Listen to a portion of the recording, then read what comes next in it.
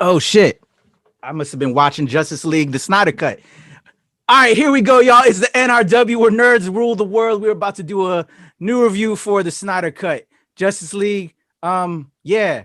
I think that's what I was. Yeah, because that is what put me to sleep. Anyway, here we go. Let me bring in the people that are gonna do it with me. First up, let me bring in the guy from Level Up Comedy, Mr. Glenn Lawrence. What's good, Glenn? Come on in here, brother. Hey, what's going on, man? Hey, How good to you see you, feeling? man. Did you have a good sleep, or are you awake? You look awake. Hey, man, I'm refreshed. You're I'm quite refreshed? Oh, refreshed. you're Yeah, refreshed. Okay. Okay. I was refreshed. a little tired. I'm sorry. I was a little tired. So I think we got some other cats gonna do this review with us. Let's bring them in as well. Next up, let's bring in my man from Something or Nothing. What's good, Rukage?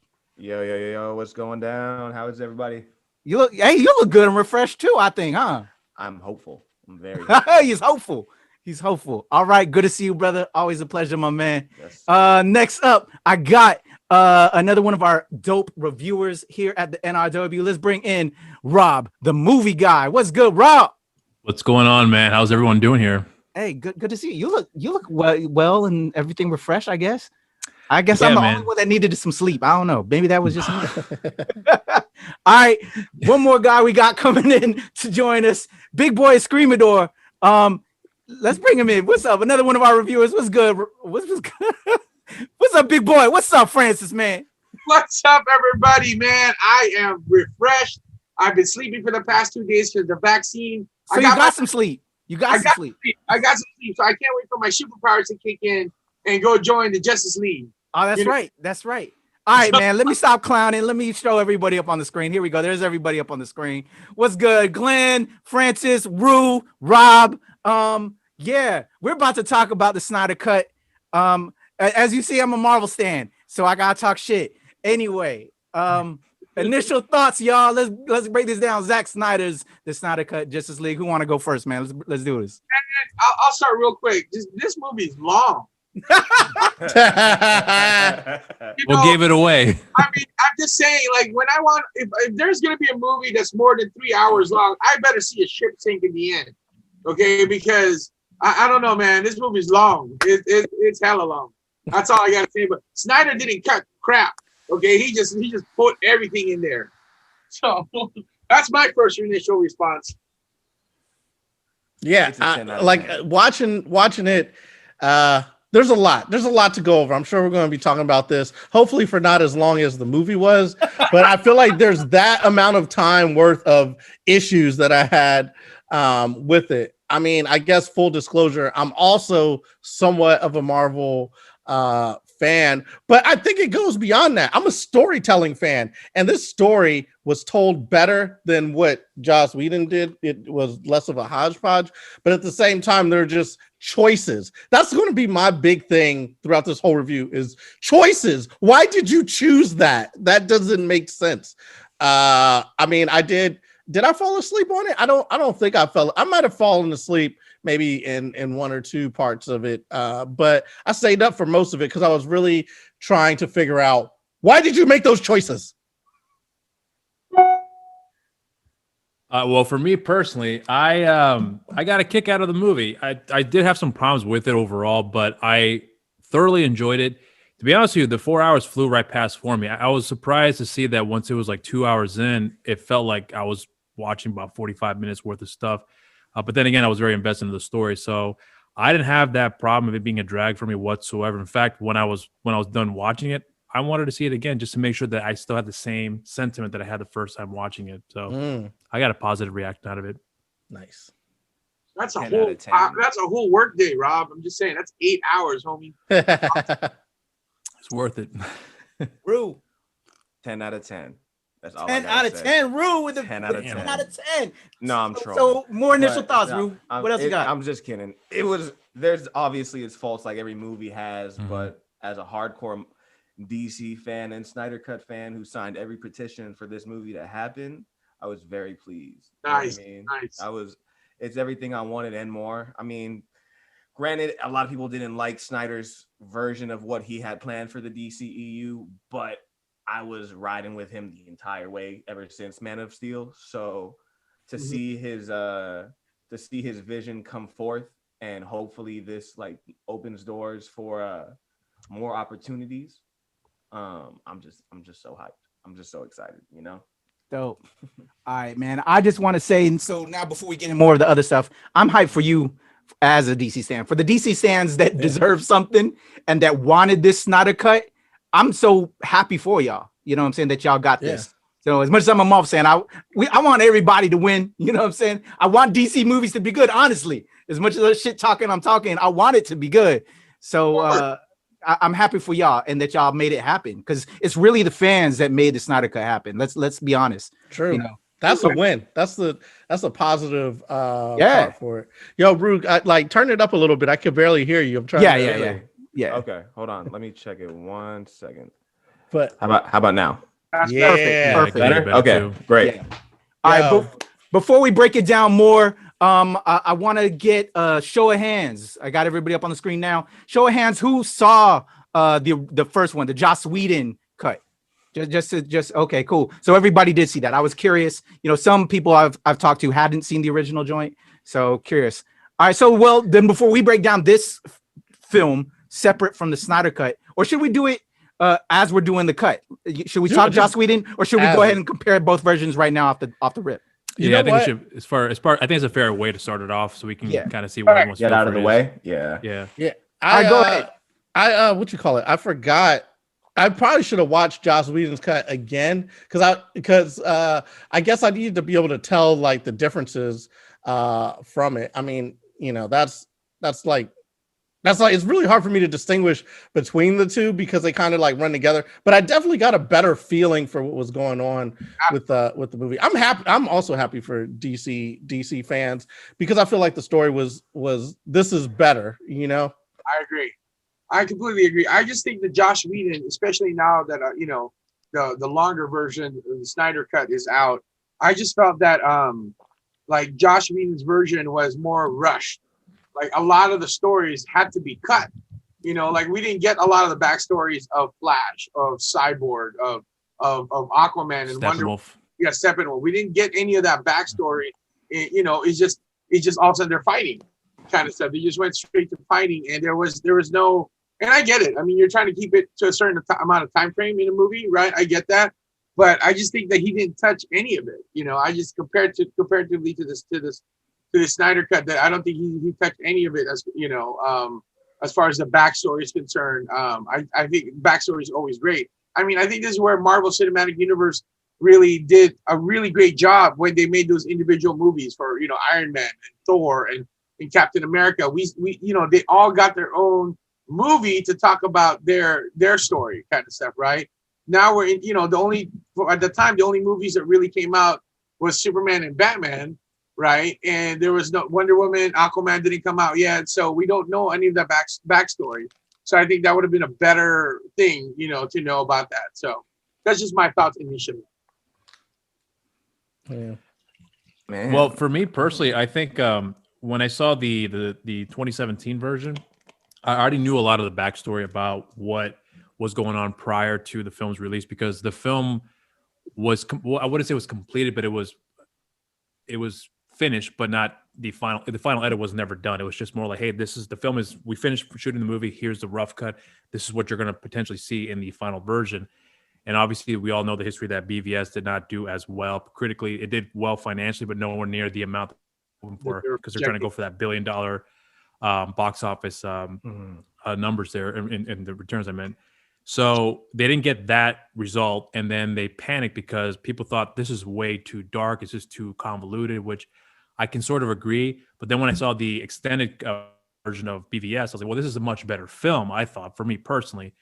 And it was obvious that DC did not want to copy Marvel's formula. They want to go a different route, smart, but it just didn't pay off as well as they hoped it would. And then we ended up getting the Marvel version of Justice League, which is the Joss Whedon cut. I don't blame him entirely for that cut, because it's clearly obvious he was brought in. Hey, can you just freshen up this franchise for us? Because what we were trying to do before didn't work out. We think the way you did it before may work better for us here. So I don't put the full on him for that. I still didn't like the movie that much, but I understand the approach that he ended up having to take, with a lot of the studio heads kind of putting their 2 cents on it, of course. and we ended up getting that version, which it sucks that it happened for him in that regard, but at the end of the day, we finally did get this cut here, which I thought was way better. You had the time to build up with the characters and the backstories, and which it made more sense. You would never gotten this version in a theatrical release, because 4-hour film in theaters it's never going to work out, and I don't think people would have the tolerance to sit through that for that extended amount of time. So, but I'm glad we finally got this format. But I think oh, go ahead. I was going to say, I think they could have done I don't have a problem with like the length of it, because I feel like they definitely could have marketed like Justice League Part 1 and Part 2 or whatever, right. First half, second half. We've seen that before in film, and I think that would have worked financially. The biggest problem that I have, and I don't know, I might get roasted for this, like from the very beginning, I didn't like any of the casting outside of Man of Steel. Like all of that, I just don't think that the people that they have portraying, like some of the people don't fit. They don't act, I don't know. I just can't, like, even seeing them act, I don't feel like that is who they were like in the comics or whatever. They have like a different thing or whatever, but maybe that is just me. So when I'm watching, I'm like, okay, all right, I'm gonna get myself into it or whatever. And then like, I don't know, they just like I just keep coming back to that. I'm like, this doesn't feel like the character that I grew up with. It feels like they're different outside of Man of Steel. I think Henry Cavill, great job as Superman. I'm not a fan of Gal Gadot's Wonder Woman, not a fan of the Flash in this one, not a fan of the Batman in this one. Like, so maybe I'm on the outside look. I like Jason Momoa and I thought Aquaman was cool, but I just feel like that's not necessarily the Aquaman that I knew. It's like, cool, you did a whole different thing, but it's like, if you're going to do a different thing, there should be like a reason why. Like, you know what I mean? Like, I just feel like, again, choices. Well, I think Aquaman, because even with the movie, you see that his mother is obviously Caucasian, being Nicole Kidman, and his father is clearly a man of color. So he's you can see that he's a Pacific Islander, and he is in real life. He's a Pacific Islander. Even Momoa, he's mixed himself in real life. I think his mom is white, and his father is definitely of a Pacific Island descent. Right. His last name Momoa is it's kind of obvious, but I think that the backstory of the Pacific Islanders' heritage infused with this particular Aquaman, I thought worked very well. So I had no problem with it whatsoever. And I'm not saying you did either, Glenn, but I was just that I understood that approach. I thought it made more sense given that history of the culture, and it was very fitting for a character like this, where most of the characters in Aquaman, they're all practically white, and then you have this one individual who is of mixed race coming in. He's changing that whole dynamic. So I thought it fit very well when you saw that movie. It made more sense in a broad scheme of things. So, but I understand the reason behind that, but it's not one that I was like, just kept it, what we saw in the comics. I think this change was very welcoming, and it was done in a justifiable way. So it wasn't just the sake of doing it done fair. I thought, in my opinion. I would say the same thing for Gal Gadot's Wonder Woman. Even though she isn't necessarily Greek, she's Israeli. And I just feel like outsourcing and not getting an American actor, an American actor, and giving her that's more of an accent. I don't even know if that's a good reason, but I just feel like Gal Gadot plays a way better Wonder Woman than a white actress would. You know what I mean? Well, I mean, just to kind of piggyback off what everybody was saying. First of all, to what Rob was saying about Josh Whedon, and he was kind of like, this is the cards that he was dealt with. Am I misinterpreting that, Rob? No, that's pretty much but he definitely had his say on what he wanted to do. There's no doubt about that. But they're like, hey, do this because we know you can do right with it. But see, here's my thought. Josh Whedon is not a struggling director. He's a brand by himself, right? It's like, that being said, like, he also made, it's like, you're continuing somebody's painting, you're continuing somebody's artwork, but he's got enough Hollywood clout, in my opinion, to say, nope, not doing that. If you want me to do this, then it's going to be my way and my way only. I mean, that's just comparatively, DC, cinematic universe is compared to Marvel universe, they're not as big.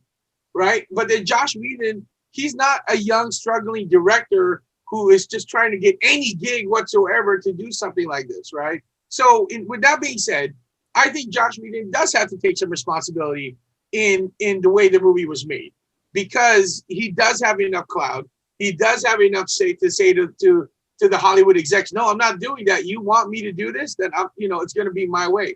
That's just my opinion. Yeah, What I else see where has you're he going with made? it, but I'm a little mixed with that, because if you think about the history of what he went through with Age of Ultron, if you learn that what that production was like for him, not saying that he, if you move all the controversy aside, there is a lot of stress that guy was put through to make that movie and make that movie rather quick. But a lot of it were Disney saying, "Hey, we want you to do it like this, and we want you to start adding these characters and adding these elements to the story." And when I think about it now, when you look at the first two Avenger films, I think a lot of people may consider the first Avenger being one of the greatest comic book films of all time. I did at the time, but then as the years have gone by, my perception of that movie has changed a great deal, including Age of Ultron, which I think in some ways is a little bit better. But then when you look at Infinity War and then at Endgame, they're far superior.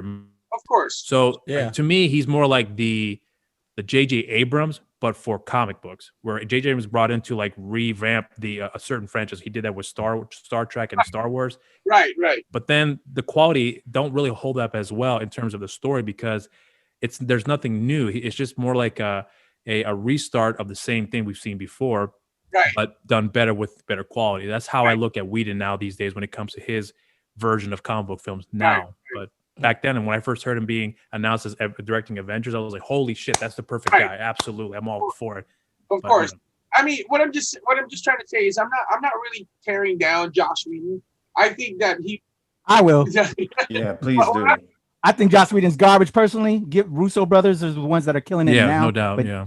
But I feel like for and he's a trash human. I anyway. mean, we're getting on a tangent about Avengers or whatever, which is cool because I'll talk about Avengers all day. But I think in terms of getting an ensemble cast to mesh together so that we can get Infinity War and get Endgame, I think Joss was probably one of the best choices for that, because the way that he has character interplay set up a lot for these movies later. There's a lot of things in Avengers that were paid off in Ultron, as well as a lot of things in Infinity War and Endgame that were paid off from Ultron, from like kind of what he put together. So I mean, I think it was cool choice at that time, which is why I thought for Justice League, it did the movie a disservice to bring all of that Avengers Marvel world that's tied up in this director and then put it into Justice League, because now you're cross-referencing like, oh, what did Avengers do versus what did they do, because they got Joss Whedon,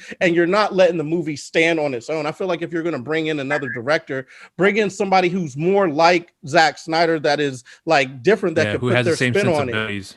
Yeah, instead of like, because I think the first cut, they also didn't they lighten it up a little bit too to try to make it a little bit brighter or whatever, which also changed the mystique. The thing about this Justice League, I felt like the tone of the movie kind of stayed consistent. Where as watching the first Justice League, the Whedon cut, there was definitely like a switch in, like it was weird because you got the tone of the tone of the film, like the color of the film kind of like switched up and changed. So then that's disjointed. Plus you get the tone of like the actors and how they're interacting, that kind of changed too. So that's all disjointed too. I don't know. I feel like the biggest problem that this has is maybe like the studio and what the studio wants, and they're not letting the people who are creators create kind of on their own or whatever. But I do think they let Zach kind of have his way and have his cut and put it out there for the fans. And I think this worked a lot better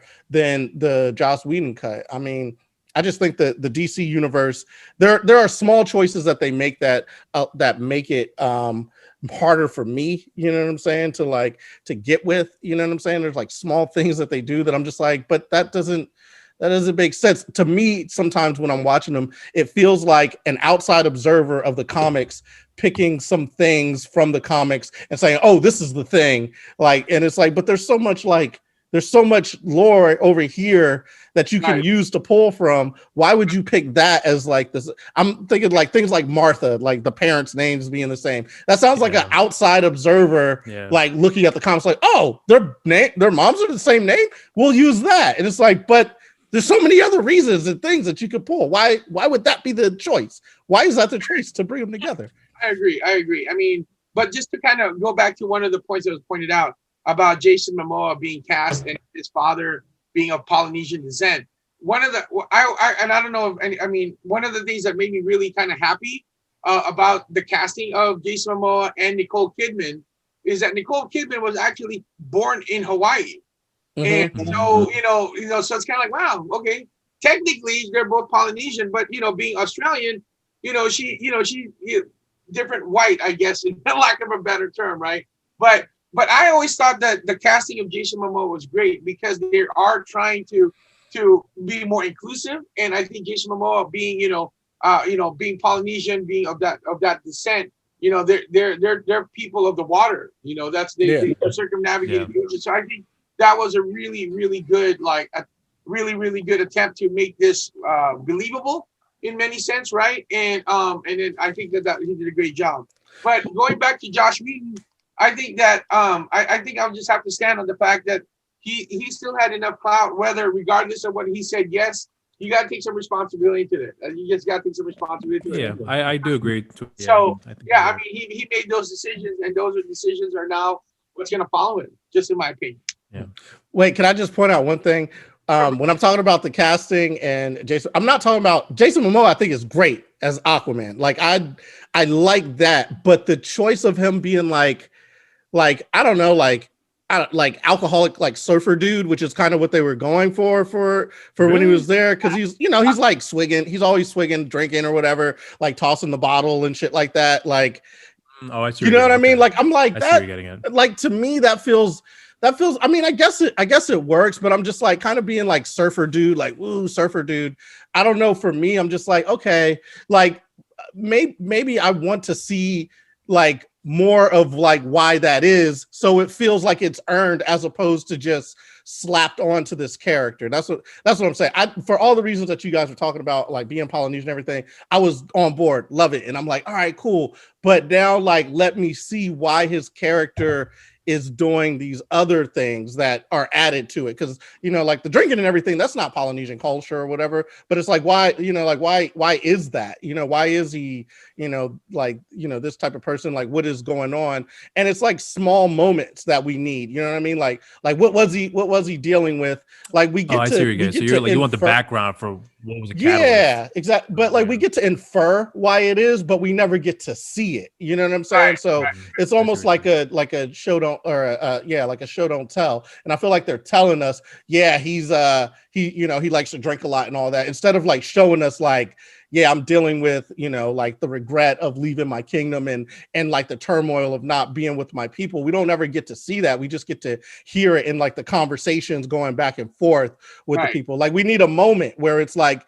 he gets to see the people that he's supposed to. So that's what I'm saying. Like, I think it's weird with that choice. In terms of Gal Gadot's kind of like, like the same thing. The reason why I had a problem with her is just, I just think her action of like Wonder Woman doesn't fit like her mystique as a person. There's just like a disconnect that I have there, and I don't know why that is. Like it's different. Like I have a problem with Ezra Miller too. It's like, why do you choose to lean forward as the Flash? Like, was that ever explained why he leans forward when he's running all the time? I don't get it. What are you doing, Ezra Miller? Why is that the choice you made?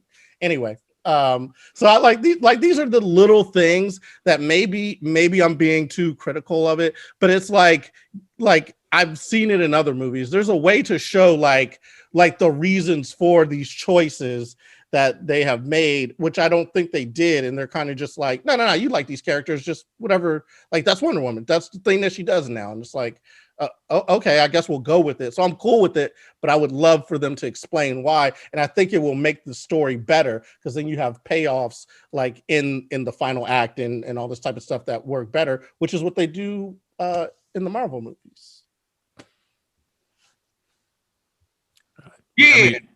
Rue, I'm curious to hear your thoughts on it, because I know you're pretty heavy into the DC side. Yeah, no, I like to listen to hear what people have to say for sure. I don't know. I feel like personally they do a good job at explaining things. I like the way DC has kind of put it out there where they don't explain everything in its entirety at the beginning. You know what I mean? They kind of wait, and they kind of explain it later. Because as you were saying, the whole drinking thing for Aquaman, like where is that explanation and everything? I feel like they kind of mention it in his solo movie, and the same thing with Wonder Woman. You know, like a lot of these answers or questions that you're looking for, you have to search within other films.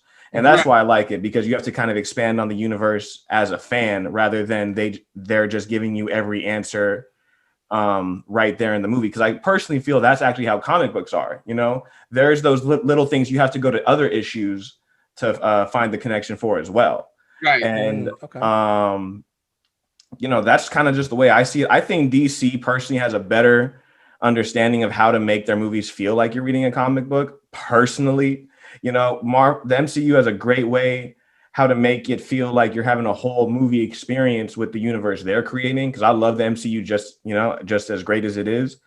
But as a full-blown comic book fan, rather than a comic book movie fan, because I really do feel there's a difference. A lot of people got into comics because of these movies becoming so popular over the years as they have, that a lot of people think that they know comics just because they watch movies, but they don't read.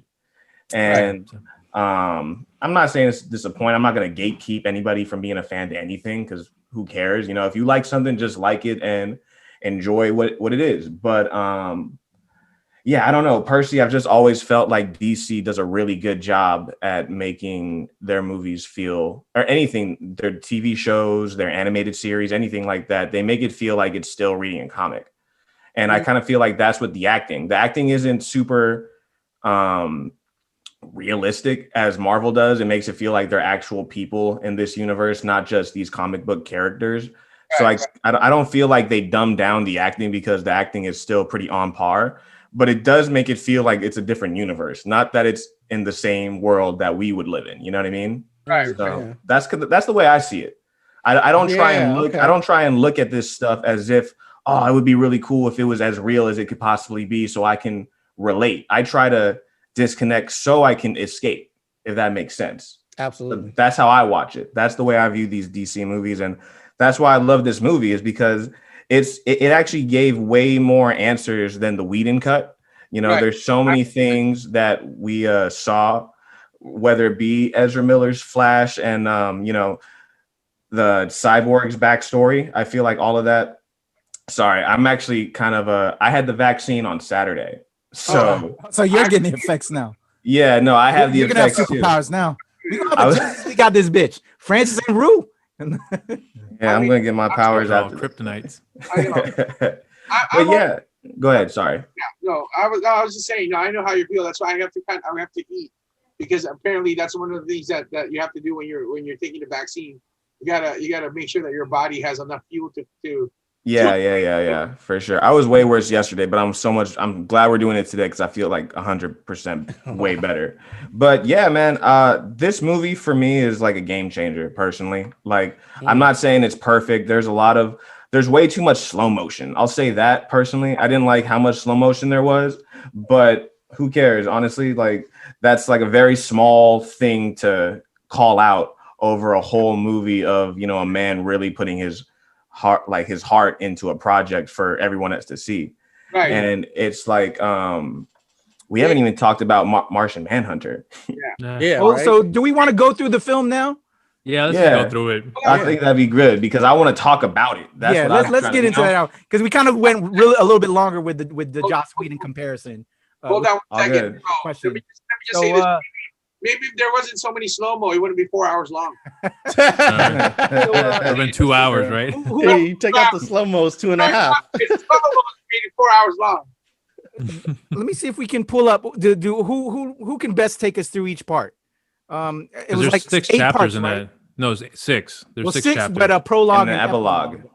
So 8 parts. This was dissertation paper. So let's go through each part then. You know, I think I got here for you guys the let's see here. Pull this bad boy up. Oops. But I saw a great little piece on it. So there's the prologue. I was surprised there was certain parts of the movie where it was almost shot for shot of the same scene from the Whedon version. Oh, we posted that on the Nerds of Color. We did that. We Oh, we did did you a screen already? by screen comparison. Yeah, Okay. shot for shot. Yeah, Let's so check there's that out. 6 acts. So you got the first one. It's called "Don't Count on It, Batman," which is Oh, where Batman. you Aquaman. you get let me see. I'll pull this up real quick. Oh, I just you- threw in the chat. 'cause I you accidentally get- sent straight to Glenn, but yeah. Mm. If you have it too, let's go through it. Don't count on Batman. The first part. Who wants to? You want to trade off, or who wants to lead us through the parts? Because I've watched it in spurts, and again I slowly fell asleep. So I'm probably not the best one to take us through this. Man. Rob, you watched it twice. Maybe you do it, brother. All right. Well, so the first bit is the which ones are we going on here with? So we're doing the Batman. No, sorry, don't count on him. Batman. I have to go back and think about how I want to start this off because it's kind of convoluted.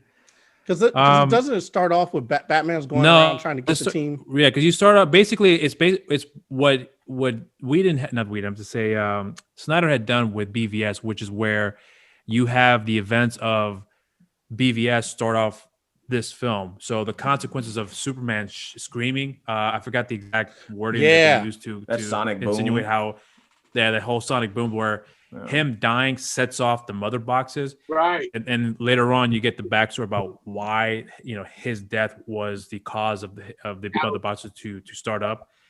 Which was very interesting, I thought, because in the Whedon cut we didn't get all that. It was just like at all a couple Go to kids good to go. videotaping him. Yeah. But- Yep. At any rate, go on. I was going to say that scream, like, I mean, I guess we could talk about that for just a hot second because that was my first indication, like, oh, this is already better because that, like, taking it straight from BVS and having that scream made so much sense for like why a lot of things happen. Like that one scream, that one visual, I thought that was dope, and I had a lot of I don't know, like a lot of nostalgia for like the first movie. I was like, yo, this is dope. I actually like that. The scream was dope. That part was fucking fire. Right. Yeah. So you start off with that, and then you are going to get the backstory of how the boxes were a part of our history, where you have all the different, I guess, kingdoms, Amazonians, the Atlanteans when they were still on land, the Greek gods, and one other things. I'm kind of just put everything in one little narrative here for the first part, but you have all those armies working together for the first time, and there's even a bit of a exposition about how they were never actually working together; they were actually divided. But this one event put them together to overcome Darkseid, and they do. And that was like the first time Darkseid has ever faced defeat to that extent. Right. And then, despite that, they also went their separate ways, and they agreed to watch over the mother boxes in the event that something were to occur, that they would step in and reunite and fight this battle. Absolutely. But it's been like 5,000 years or something of that sort. And then, of course, we get the backstory of Batman going after Aquaman. He's also trying to recruit some other people out there with the metahumans, getting hold of Barry Allen, and then of course, what's her name, Wonder Woman, trying to get a hold of Victor Stone. Yeah. And so we get more insight about those characters and their backstory rather than just a quick little introduction like we got in 2017. Right. So we have more in-depth information about who these individuals are, and we can see their personality kind of make more sense as the story progresses, whether you like it or not. That's for each to decide. But I think seeing that, you have a much better understanding of why Cyborg is the way he is, especially with his father, and then why Barry Allen is the way he is when he's so awkward and he's always alone. And then when he talks to his father, that's like the most serious you'll ever see him. When it comes to interaction with everyone else, he's kind of like this kid who's meant to be like the audience's eyes, if you will. Right. But it made more sense in this particular version. And then after that, once we get the backstory of all those, let's see what else we get. So that's all I can remember off the top of my head. I don't know if anyone else can add They're on. basically, yeah, you're right. It's basically just the recruiting, but also some side scenes of the backstory. Not even really backstory of just what the characters are also doing in their time. They show the scene of Barry Allen going and doing a job interview, and that's also when he meets Iris West. Right. Yeah.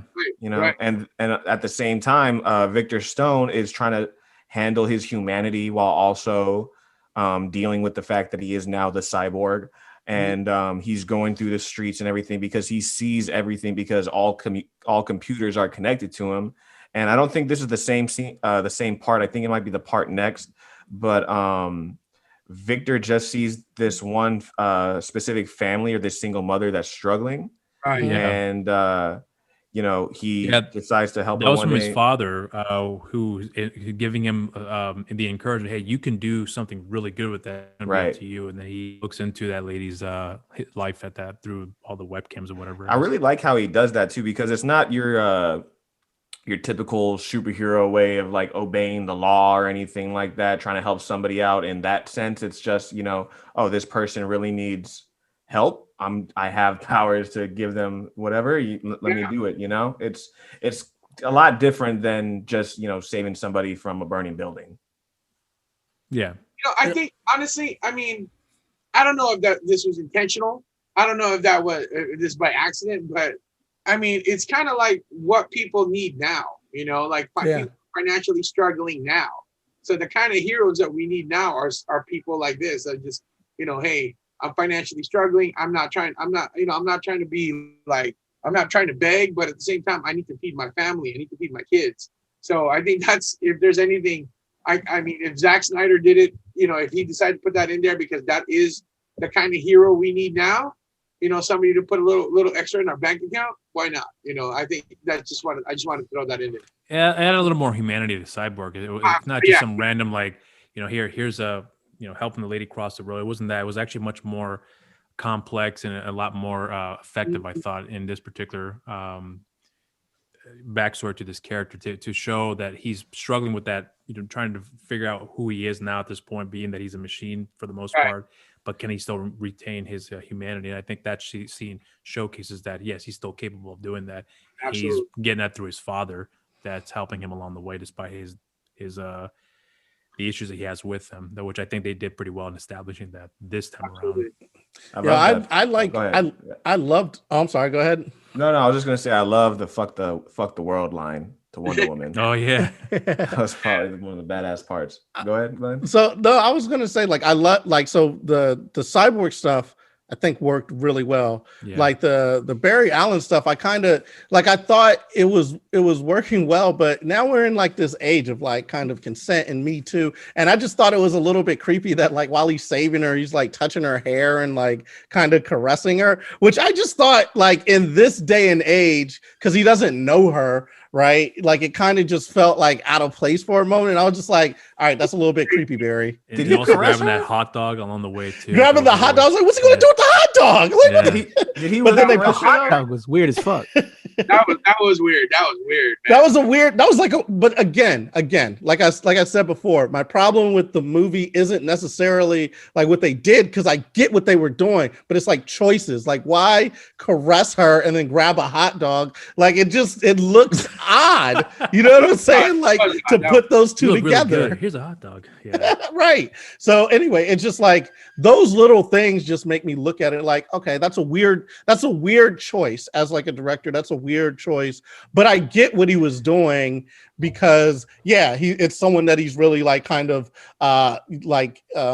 enamored with, kind of in love with or whatever. And then he's also going to be smart enough to get something for the dogs. It shows once again he's a superhero and compassionate. It was just the choice in the moment. I'm okay. And plus they did it obviously slow motion because he's the Flash, but just the slow nowadays you can't just touch somebody without them wanting you to touch them. So it just felt out of place to see that. But I mean, it is what it is. But I'm surprised you noticed it, because I honestly never picked up on that at all. And I saw the movie twice already, and not once it ever crossed my mind. Hey, you should be asking for permission to touch her. It never crossed my mind.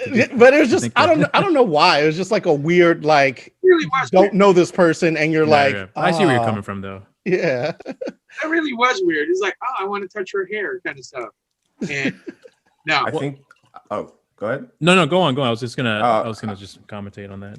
Oh, okay. I was gonna say that I think the movie had a good amount of Lois Lane in it. Yeah. Yeah. I disagree with you on that. I Like, too disagree, much but I'll or get too to that little? later on. Okay, Too okay. little, but I think I'll explain that, I guess, when we get through our negatives. But I have a little bit of issue with that. But yeah, Okay. you were going to say something about that, though. I was just gonna say, I like that she was in the movie way more. Well, obviously it's a 4-hour movie, but the morning of Superman, I feel like, was not a huge thing in the last movie. You know, they Right. kind of just dug him up and sent him back to life. Right. This one, they kind of really did, instead of just the whole mom's house foreclosing, if you need anything, call me type of scene they had in the last movie. I know I'm commenting back on the last movie, but I know it's going to make sense. Yeah. You know, they had more heart to hearts with the mom and Lois, and I'm Right. glad we had those because one scene, it revealed a really important character for, I'm sure, future movies, but also it just shows that I don't know, I just feel like the past movies hasn't really touched up a whole lot on Superman and Lois, so just seeing this sees more in depth on their relationship. You know what I mean? Yo, can I jump in just because you Go said ahead. something about digging things up? This is another problem that I had is like you have this big war with all these space beings, right? And then there's gods and Atlanteans, you know what I'm saying? Amazonian. And so they take them and they're like, all right, we're going to hide the mother boxes in our like traditions, right? So the Amazonians have their way of locking it up and it's all secure. And then, you know, like the Atlanteans have their way of locking it up. It's all, and then you give it to the humans and they're like, we'll just bury it over here in the park. It's like, what?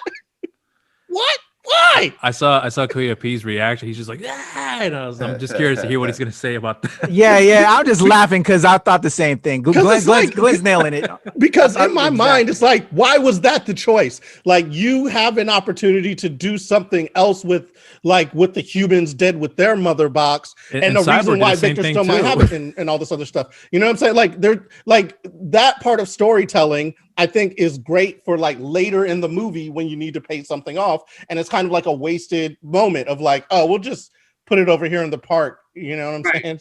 Right.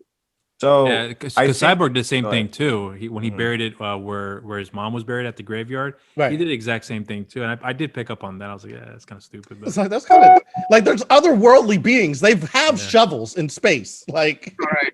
yeah, like the night shift guy's gonna come. Hey, we got to dig up her body again because we got to remove it over here. That's little things like that could be like the I guess the catalyst of like stupid things that come. But but I agree. I didn't like that, but right. No, That's I'm not just how- saying, yeah. So sorry, that's I'm not going how to be the things, like- nitpicker. The nitpicker No, of the go ahead. Do your thing. That's Of the it's review. important to have one of those for sure. But what I was didn't they explain what happened to the mother box? Because obviously humans are not going to be as advanced as Themyscirans or Atlanteans, where they know how to preserve history and everything. Because didn't they say, or they showed that the mother box for the humans was found from the Nazis? The Nazis had it. Right. Yeah. As we all know, well, go ahead.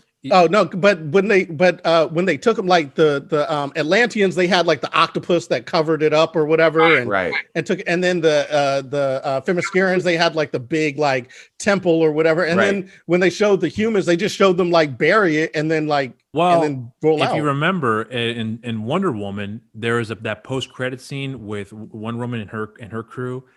They had that one scene where they pulled out the map of the mother box or whatever it was. I think it was the mother box. So that right there was like the indicator of like how that was a part of that whole story where they discovered during World War II, because this happened because Wonder Woman happened in World War I. So the next set of events after that were going to be fitting in or tying into Justice League to kind of give a little bit of backstory. But again, most people who haven't seen the film will probably be like, "Oh, that didn't make any sense." But if you catch those little Easter eggs in those other films, you will pick up on those things. So when I look back at it now, it made more sense. But it's not one of those things that really stuck with me. It was more like, "Oh, there's a mother box. See you later." And that was it. Well, the reason why it stuck is because like the other people, like the Atlanteans, Themyscirans, they have a method of protecting. Right. Like just burying it isn't a method of protecting unless it's like a shrine or something. So that's kind of why I was just like, that was weird. And again, it just kind of takes me out of the movie. It's like they just buried it and then like that was it. They just. I got a counter for you though. What's up? I think it's only because different than Themyscirans and Atlanteans, they know that their people are going to stay within their people. You know, humans have too many different sides. Humans go to war with each other all the time. So I'm thinking they probably, like the leaders of all the humans, you know, what tribe leaders or whatever, they came together and said, we can't be trusted with this. We can't just protect it. So we might have to bury it and like let nobody know where it's buried, type of thing. You know, they might have even done a suicide pact after they buried it. Yeah.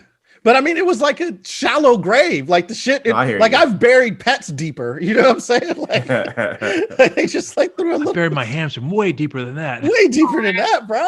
All right, sorry to derail. No, you good. I like the back. It's a pretty good argument. I ain't gonna deny that. Yeah. Here's my question: how did the Nazis find it? That's what I'm going to say, though. I think the Nazis kind of think of it like the Tesseract. Right? Yeah, the Nazis were in all kinds of things. They probably found some kind of ancient history, looked for it, found it, and that's how they had it. Yeah. No, you know what I want? Because y'all brought that up. That you know, how did they find it? If we could get a Justice Society of America movie, a JSA to tell that shit would be fucking dope. Anyway, I'm ahead. But Rue, you DC Stan, you know Justice Society, right? Yes. Yeah, of course. Man, bro. So could you feel that? Because that's their time. We could, if we could get something like that. That would be hot. It would be cool if we had like a mini series that was also animated but connected to the same universe. Isn't Justice Society also going to appear in Black Adam? Wasn't that the announcement? I think. Oh yeah, that's right. Yeah. It sounds like to me they might take during that period, unless I'm wrong. But I think that's going to be the first time we'll ever see them in theatrical format. So I have a very controversial statement that I was talking to my buddy that I watched the movie with, and I wanted to see if you guys maybe agreed. There's more Marvel heads in this chat than there is DC, obviously. So I don't know, but I like to think that the DCEU has way more credible acters than the MCU does. Absolutely not. No, I don't know, man. What do you mean? No, so I see where you're going with this. What do you mean by credible actors? Like I'm talking like, you know, just on the scale of like more famous, they have more basically more famous, you know, like the DCU has Will Smith. Bankable stars like could sell films. Yes, I think you might be on to something there, but that's so difficult. Actor versus actor. I don't know. No, but if we're talking about like, go ahead. Sorry, go ahead. I'm sorry. No, I feel you. I'm trying to see. That's such a good question, Rue. That is a really good question. Because like, there's franchise that like we know The Rock will sell a film. You know, you get a Rock, he'll sell shit. Ben Affleck has been one of those cats. Gal Gadot has now established herself because of the success of Wonder Woman and Margot Robbie. All that. And fucking who's the other cat? Yeah. Well, Henry Cavill. Now you kind of fall off with Henry Cavill. Yeah, that's what he wasn't big until Man of Steel. Yeah, exactly. Yeah, but even after Man of Steel, he did Man from U.N.C.L.E., which I don't think did as well. It didn't do so. So now you know what? Now he did Mission Impossible, which was good though. But he wasn't the main guy. It was just like it was his star power that helped elevate the film, you know, a little bit further than it already needed to be. But but just him alone, it wasn't enough to suck. I mean, when he did The Witcher, I mean, his name on The Witcher certainly helped out, and it was a great show. But Henry Cavill as a star, it hasn't really had that impact. Wasn't he also in Mission Impossible? Yeah, he was in the seventh one. Oh, I'm sorry, the sixth one. But it's still Tom Cruise on that jump. Yeah, you're right. I think DC has like I mean all of their stars, mostly their biggest role outside of Jason Momoa has been Justice League. Outside of like Ben Affleck and Jason Momoa, like their biggest role has been this movie. Like the reason they're big is because they are Wonder Woman or Flash or Cyborg for that matter. Suicide Squad. Right. Suicide I'm not saying Squad, it's a good movie. I'm just talking about the cast though. I mean, they have it's a mixed bag for me. Yeah, because you got Will Smith, but it's quite obvious that Will Smith is intended on leading the pack. But I think Marvel was smarter. Like, hey, let's just get the best actors for the part, and we'll sell the product. That's gonna sell the film, the product. You know, Marvel is gonna sell the film. Whereas in DC, they've always been very reliant on superstars. Hey, let's get the next best actor to play Batman. So at the time, we've got Val Kilmer, who was at the time a huge established actor at that point. Then afterwards, who do you get next? We got George Clooney because he was coming off of ER.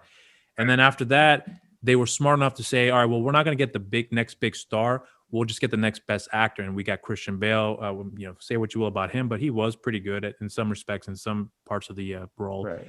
But then you also got the supporting actors, Michael Caine, Morgan Freeman, Ken Watanabe, and so on and so forth. So you got the good supporting actors playing these parts to help carry the film. And then once those actors have already been established and the main actors already in place, he can now carry on the film on his own because he doesn't need the supporting part. But then again, the Joker Heath Ledger's the Joker pretty much stole the whole film. Right. So the problem with the Nolan trilogy is that the main star wasn't the best part. It was everything else around him that was really, really good. And that's kind of the same same vibe that I get from here, because it's the main stars aren't the best part. It's everything else around them that's really serving the story, in my opinion. Cast and supporting I would tend to agree with Rue a little bit. I think that what makes a super a comic book movie really well is that who is their arch nemesis, and and I'm sorry, but that to me, don't get me wrong, I think RDJ Robert Downey Jr. did a phenomenal job as Iron Man, but Iron Man doesn't really have a specific super arch nemesis, in the movies he didn't, but in the comics he does. In the comics he did, but they definitely did. So with Superman, we all know his arch nemesis is not the most powerful person, but it's Lex Luthor. It's a really smart guy, right? Batman's arch nemesis is always the Joker, right? And so I just think that's what makes, I think, if I guess you correctly, Rue, is that's what I think is more meat in the DC characters as compared to the Marvel characters. But that's just my opinion. Do you guys feel like that the villains in the DC films, whether it be this one or some of the previous ones, do you think that the portrayals of the villains were way better than what we've got in Marvel films? 100%. But I still like Marvel villains to the fullest. But it depends on the. Go ahead, Glenn. No, go ahead, finish. I was just gonna say that it depends on the superhero, because the problem I have with most Marvel is that their villains aren't really on par with their heroes usually. Right. It's like their villains are kind of interchangeable. Like they go all over and they can fight basically any hero. Not saying that there isn't arch nemesis, because obviously Spider-Man has Green Goblin and he has the Sinister Six. X-Men has Magneto. Like there are those, but I feel with DC, the villains usually just stick with their heroes, and they have they interchange through heroes per city wherever they're from. But that's just the difference between DC and Marvel for me personally. I agree. When I'm looking at it, right, I see one problem that I think DC has with its villains versus Marvel is, and this I think goes back to the comics too, is DC has these super powered individuals. So the person that they fight or the thing they fight is usually super fantastical, whereas Marvel usually has like they're fighting ideas or whatever. Like the first Iron Man movie, the villain, the thing in that he's fighting isn't necessarily Ironmonger or wherever it was. It's actually like his legacy, and his dad's legacy. Like that's kind of the idea that he's fighting. So they always have like the idea that they're fighting as well as it personified in this person.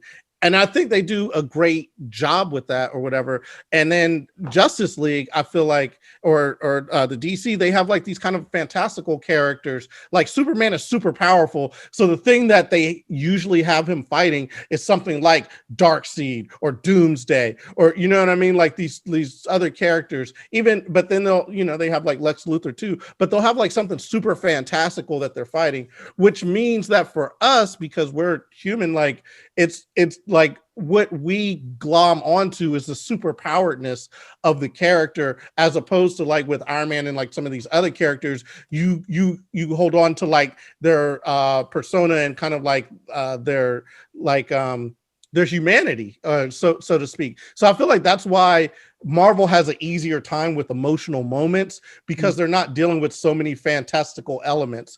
And you know, like you have like Steppenwolf, who's something that we can't identify with necessarily because he's like this super fantastical being or whatever. You know, Doomsday or Darkseid too is just like a super fantastical being. It's hard to like kind of glom onto what he's dealing with. And I think the stories that they started doing, like with Wonder Woman, Aquaman to some extent, and Shazam #1, I think it was more of a grounded element where you could like connect to their humanity versus this fantastical element that makes it harder to grab onto their humanity. That I don't know. That's just how I look at it, and I feel like that's why I feel like Wonder Woman worked, Shazam worked, and you know, like BVS and some of these other things didn't, because they weren't really attaching to those things. They were holding on to the superness of everything as opposed to the humanness of things. I'm gonna have to watch those movies again to kind of see what you mean by that. But I think I know where you're going with it here. Yeah. I mean, Shazam, just for clarity, Shazam is my favorite DCEU movie. Like, I think that is the one that they did the best, the one where all the characters fit the best. Even the villain or whatever I thought was that's a very well balanced movie, I think too. What's that? That's a very well balanced movie. It's not too dark, not too colorful. It's like perfectly balanced. But they had the right people involved to make that happen. And I think if they use more of that type of kind of template for what they're doing, I think that would bode well for the overall franchise a little bit more. So yeah, like I said, and I think like Aquaman, I thought was just kind of fluff. We saw it, Patrick Kuya P. We saw it together. Like it was kind of like fluff but fun. I was like, okay, they're trying to do a little bit better. Wonder Woman, I was torn because I feel like the first half was so same good here. versus the last half, which was like again super fantastical. It's like what the fuck is going on? But the first half was very grounded, and it like I think it all worked. So I think they're moving towards that way. And then Justice League again, I think they kind of fell back on it, but I feel like this was definitely more grounded, like because it had more time to deal with everything. I mean, we you know, the one thing that I love about what I really connect with these superheroes, and then I think that this cut is definitely doing that, is that, you know, you can relate to them in some level. Like I might not have their superpowers, at least not yet, since I got the vaccine last Friday. But you can relate to them, you know, like the struggles that they're going through, you know, the pains that they're going through. They're not like these mythical gods that are completely out of reach. You know, that there's something you can relate to, and that's definitely, for me, makes it really awesome. Well, seriously, ask you guys about this here because we were talking about the plot and we just kind of went off on a tangent. But the plot itself, I mean, did you guys like the plot? Because this is where I'm kind of getting to my negatives here. Because let me know if you guys feel the same way too. But I have to give it a bit of backstory with this. So before BVS had come out, the Russo brothers were doing a Winter Soldier. And they had heard, hey, by the way, we know that Warner Brothers are going to be doing Batman versus Superman. We got to do something like that too. We want to do Civil War. And that was pretty much what started this whole comparison.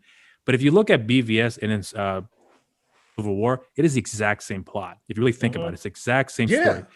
But I think that Civil War did it better in executing the story by making it much more, not as convoluted, but at any rate. On the other hand, I felt like because you had the time to build up the story and have the getting to know the characters a little bit, you have all the time in the world to connect with them. At least for me, I did. Did you guys still think that the story itself was still good, despite the length? Did you guys still walk away feeling thinking that the way that they had executed all that, did it work for you guys? Because I liked it, but then when I think about how they were intending on ending this film series with Justice League, because they were considering doing like 2 or 3 at that point. It was going to be the exact same ending as Endgame. So yeah, it was, because Batman was supposed to die. I'm not sure if you guys have read up his Snyder's interviews, but Snyder was revealing that Batman was to be the guy who's going to sacrifice his life to save the world, if you will, exactly like Endgame. So I was Right. And like, then so it's the same Superman's son. story that these Yep. guys were doing. And so, but who would have done it better? So far, how I see how they're executing this story, I would have been curious to see how they're going to take that, have this whole story laid out. But that's the problem that I have with the film. It's the exact same formula they're following with Marvel. They're doing the same beat for beat story, but I'm curious to see if you guys picked up on it. If you did you think that they did it well the way they did it? Yeah. I'll go ahead. I'll let someone else go because I will jump on a tangent about about this too. So I read in an interview that Zack Snyder's had this story planned out since about 2013. And I don't know how long the Russo brothers has. Obviously, we've known Thanos was going to be the main villain since the first Avengers movie. Mm-hmm. But I don't think that Marvel had any idea what was really going to come to play by the time it did in Endgame. There's a lot of time and for them to figure that out. But the fact that Zack Snyder kind of had this whole story, which is basically the same plot as Endgame since back then, I kind of feel like he might execute. I'm not saying this as a strict DC fan. I only want to support DC. I love Endgame with all my heart. I think it's one of the best comic book movies, if not the best one we've had in a long time. But I don't know. I just feel like Zach, like the Russo brothers, really loves these characters to the point where he wouldn't. This vaccine has me so cloudy. I'm so sorry, y'all. I'm trying really hard to have this out. But no, I think he would. I think he would do the whole story justice. And even though it probably would be the exact same story as Endgame, if we were to get those movies that he had planned, I think he'd do probably just as good as a job as if not Endgame better. probably would. If not better. No, for real. Because at the end of the movie, which we haven't even talked about for this one, it leaves so much room for, and it doesn't even look, basically it looks like how the snap would have looked like, but even worse in this movie. Yeah. When we saw the post-apocalyptic world, like the snap had no effect on Earth the way that whatever Darkseid did to the Earth to make it look like that. You know what I mean? You got a good point. Yeah. You got a really good point. I mean, I see. I didn't know that about like Civil War. Or whatever. From what I had read about it, it was Robert Downey Jr. wasn't going to come back unless they did the Civil War story, is what I heard. Maybe that's like something that they put out. I had heard that he was thinking of maybe not doing Iron Man, but he was a he lot more of definitely this than anything else. it's a money play. In terms of like how the stories parallel, I think all the movies, like Wonder Woman is kind of like Captain America, right? Like it's very, very similar in terms of how she like came back or whatever. And the stories very much parallel. Aquaman is very much parallel to Black Panther. You know what I mean? Like that was like a big thing where they showcase that. Even the trailers. What's up? How so is it parallel? I'm genuinely. It's just like a king outside of his kingdom or something like that, having to step up and rule, this new kingdom, and really trying to follow in the footsteps of his father or whatever. This foreign kingdom that's unknown to man yet still like exists, and it has this crazy technology and ways of working that are kind of mystical to us. Those were like kind of the comparisons, and there's like this like really good breakdown online where it had like the two trailers and how they're pretty much like exactly the same all the way through. But it does speak to what you're saying. Like these stories are very much parallel, and I feel like the execution for me seems less accurate for the DC side. I mean, like this storyline, I think is great. I think Snyder did a great job of telling the storyline, but they're just pieces. They're choices that they make it kind of fall down. I'll give an example. Wonder Woman, her first intro scene, which by the way, the action in Justice League and the Snyder Cut, I think was far and away, like it just seemed doper. Like it just seemed like it came together better. It was choreographed better. So that I like. So the first scene where Wonder Woman comes in and she's blocking all the bullets and all that type of stuff, super dope. Saves the day. Right. One gunman left, right? Right. And she's already showed she has super speed, faster than bullets. like the dude is just standing there and she fucking blows him away with the bracers and blows up like half the building. And it's like, what? Like, wait, what? Why did that happen? That didn't make any sense. Like, you could have just subdued him. Instead, she blows up half the building and then she's like, hey, everybody, are you okay? And I'm just like, no, you blew up the fucking building in front of my face. The windows, I think, just exploded, if I'm not No, mistaken. well, she hit him. She did the bracer bash thing, and then it blew out all the windows. And like destroyed the guy, and his little hat was floating. I guess and I'm like, control the power. I guess. Yeah, it's like you could have just grabbed him. Right, but I think maybe that's why they were. I mean, remember that one scene where Wonder Woman was like, "Please don't make me do this." When Kal-El or Superman was still in that I just woke up from the dead. Yeah, maybe that's what. Maybe that was a creative choice. As we're talking about choices. Yeah, show that how this is something that she would only do because she had no other choice. And but in that moment, there was no reason for her to make that choice, right? Like, she blew up the whole thing, and there were no consequences for her blowing up the whole building or whatever. Like, if you go back and watch it, it is kind of like it's an odd why did she do that? And then after she's just making sure that everybody's okay, which I thought was weird. So there's choices like that make me be like, this the story that you have isn't being executed, because that's a good moment to show why. And I think Joss Whedon, if I remember correctly, I think in the Joss Whedon cut, he actually had it where the guy had a detonator or something like that, and he was going to try to he did. And then she did the bracer thing to stop it from happening. But in this one, it was just, she had already thrown the bomb away, and she, everything was all safe. And then she just fucking blew up half the building. It's like, wait, what? It also shows that she flies in this scene too. Yeah, right. In the last one. So it kind of connects to Patty Jenkins' 1984. Right. But I think this Justice League was going to come out before 1984, right? Yeah. Yes, it was. So she hadn't gotten the ability to fly yet. Well, she did technically, but we just never saw it in this movie. Yeah, because in 1984 was we hadn't seen her do the thing where she learned to fly. So I don't know. I just the story arcs, I feel like in those moments, the choices that they make me think that their execution isn't as good as Marvel's Avenger Endgame type of situation. Like the whole thing of in Winter Soldier, right? Sam being on your left, right?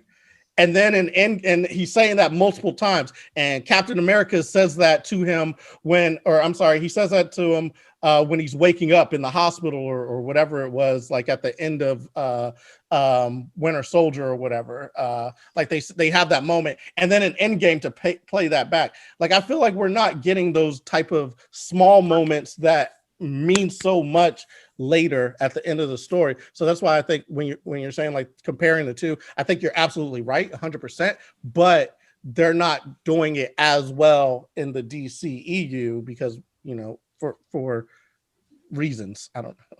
I think we've kind of been comparing this movie a lot to Endgame, right?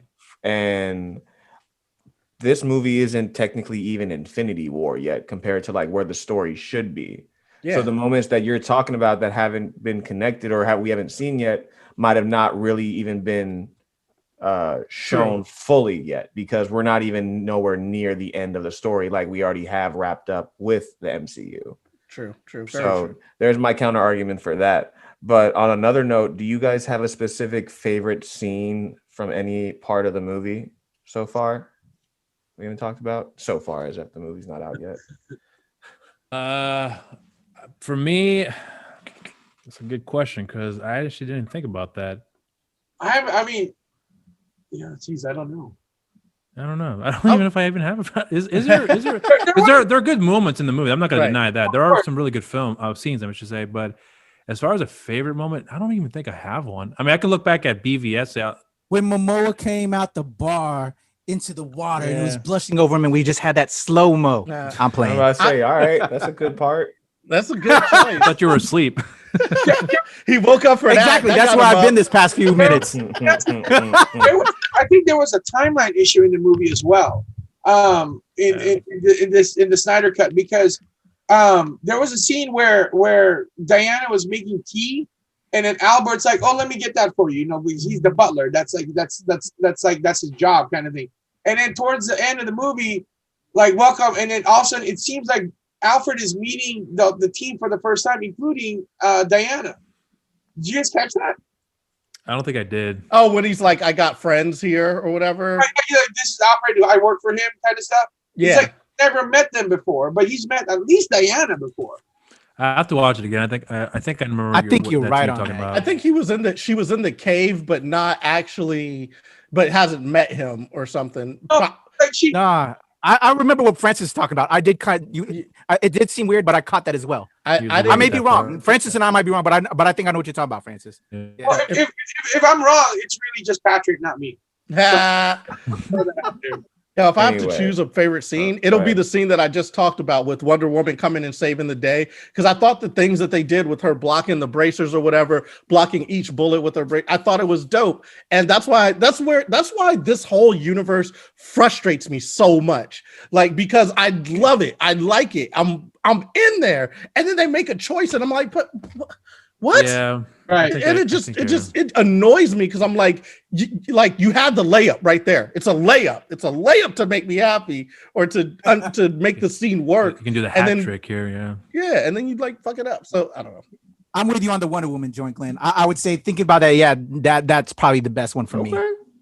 Yeah. Because I don't think No. I mean, how do we Very not say early this? on. When Superman has all of the fucking heroes and Flash is running around the side, and then his eye like looks. That shit was that was pretty cool. Yeah. that was the dopest scene when I first saw it, and I was like, "That's fucking fire right there." And then I think they added a little spice to it. But that, like, watching it now, the Wonder Woman scene was my favorite. But watching it the first time, that was my favorite. When fucking Superman, it like shows how fast he's looking and moving, Right. and then the Flash is like, "What the fuck?" Like Right. that You know, was. I got a comment about this, about the Josh Whedon cut when the fight scene between all of them versus Superman, and then Batman goes, Alfred, bring out the big guns, right?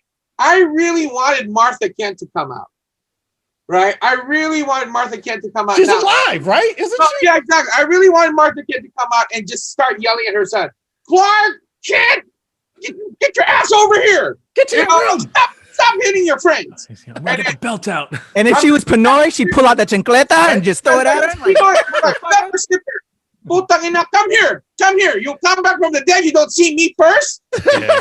Hell yeah, exactly. Start a fight with your friend. Yeah. You got a good point. I would have loved that better because that's like bring out the big guns. And Martha Kent just comes like, Putang ina, come down here. Come Right. down here right now. Right. I'll slap the shit out of you. Stop messing with your friends. Right? Like, turn off those laser eyes. Turn off those laser eyes. Turn off those laser eyes. Listen, I'm gonna kill you.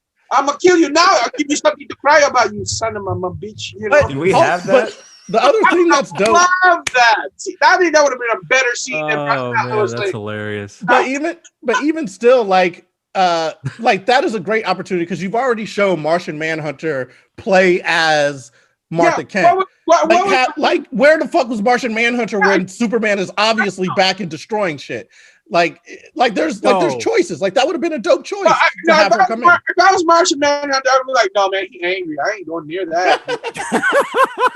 Yo, but real talk, Martian Manhunter is a little of a bitch for not participating, though. Oh, Like, yeah. come on, man. Yeah, It's a tease, that's a though. problem that I It's a had with the movie tease. too, Yeah. because you have a character like Martian Man who's a very integral part to the Justice League. Right. And he's just like, yeah, I want to join the team, but not right now. I'll come back later. And I'm like, what? Right, Why are you in the first Yeah. place? When it's oh shit, Bruce got the arms out. Hold up. Okay. Martian Manhunter is one of Getting those hot in guys. here. Bruce, bring out the guns, bro. Come on, bro. Getting hot. He's like, somebody say guns? But Martian Manhunter is that guy that you ask to help you move your house, but only shows up towards the end of the day. Yeah. Right.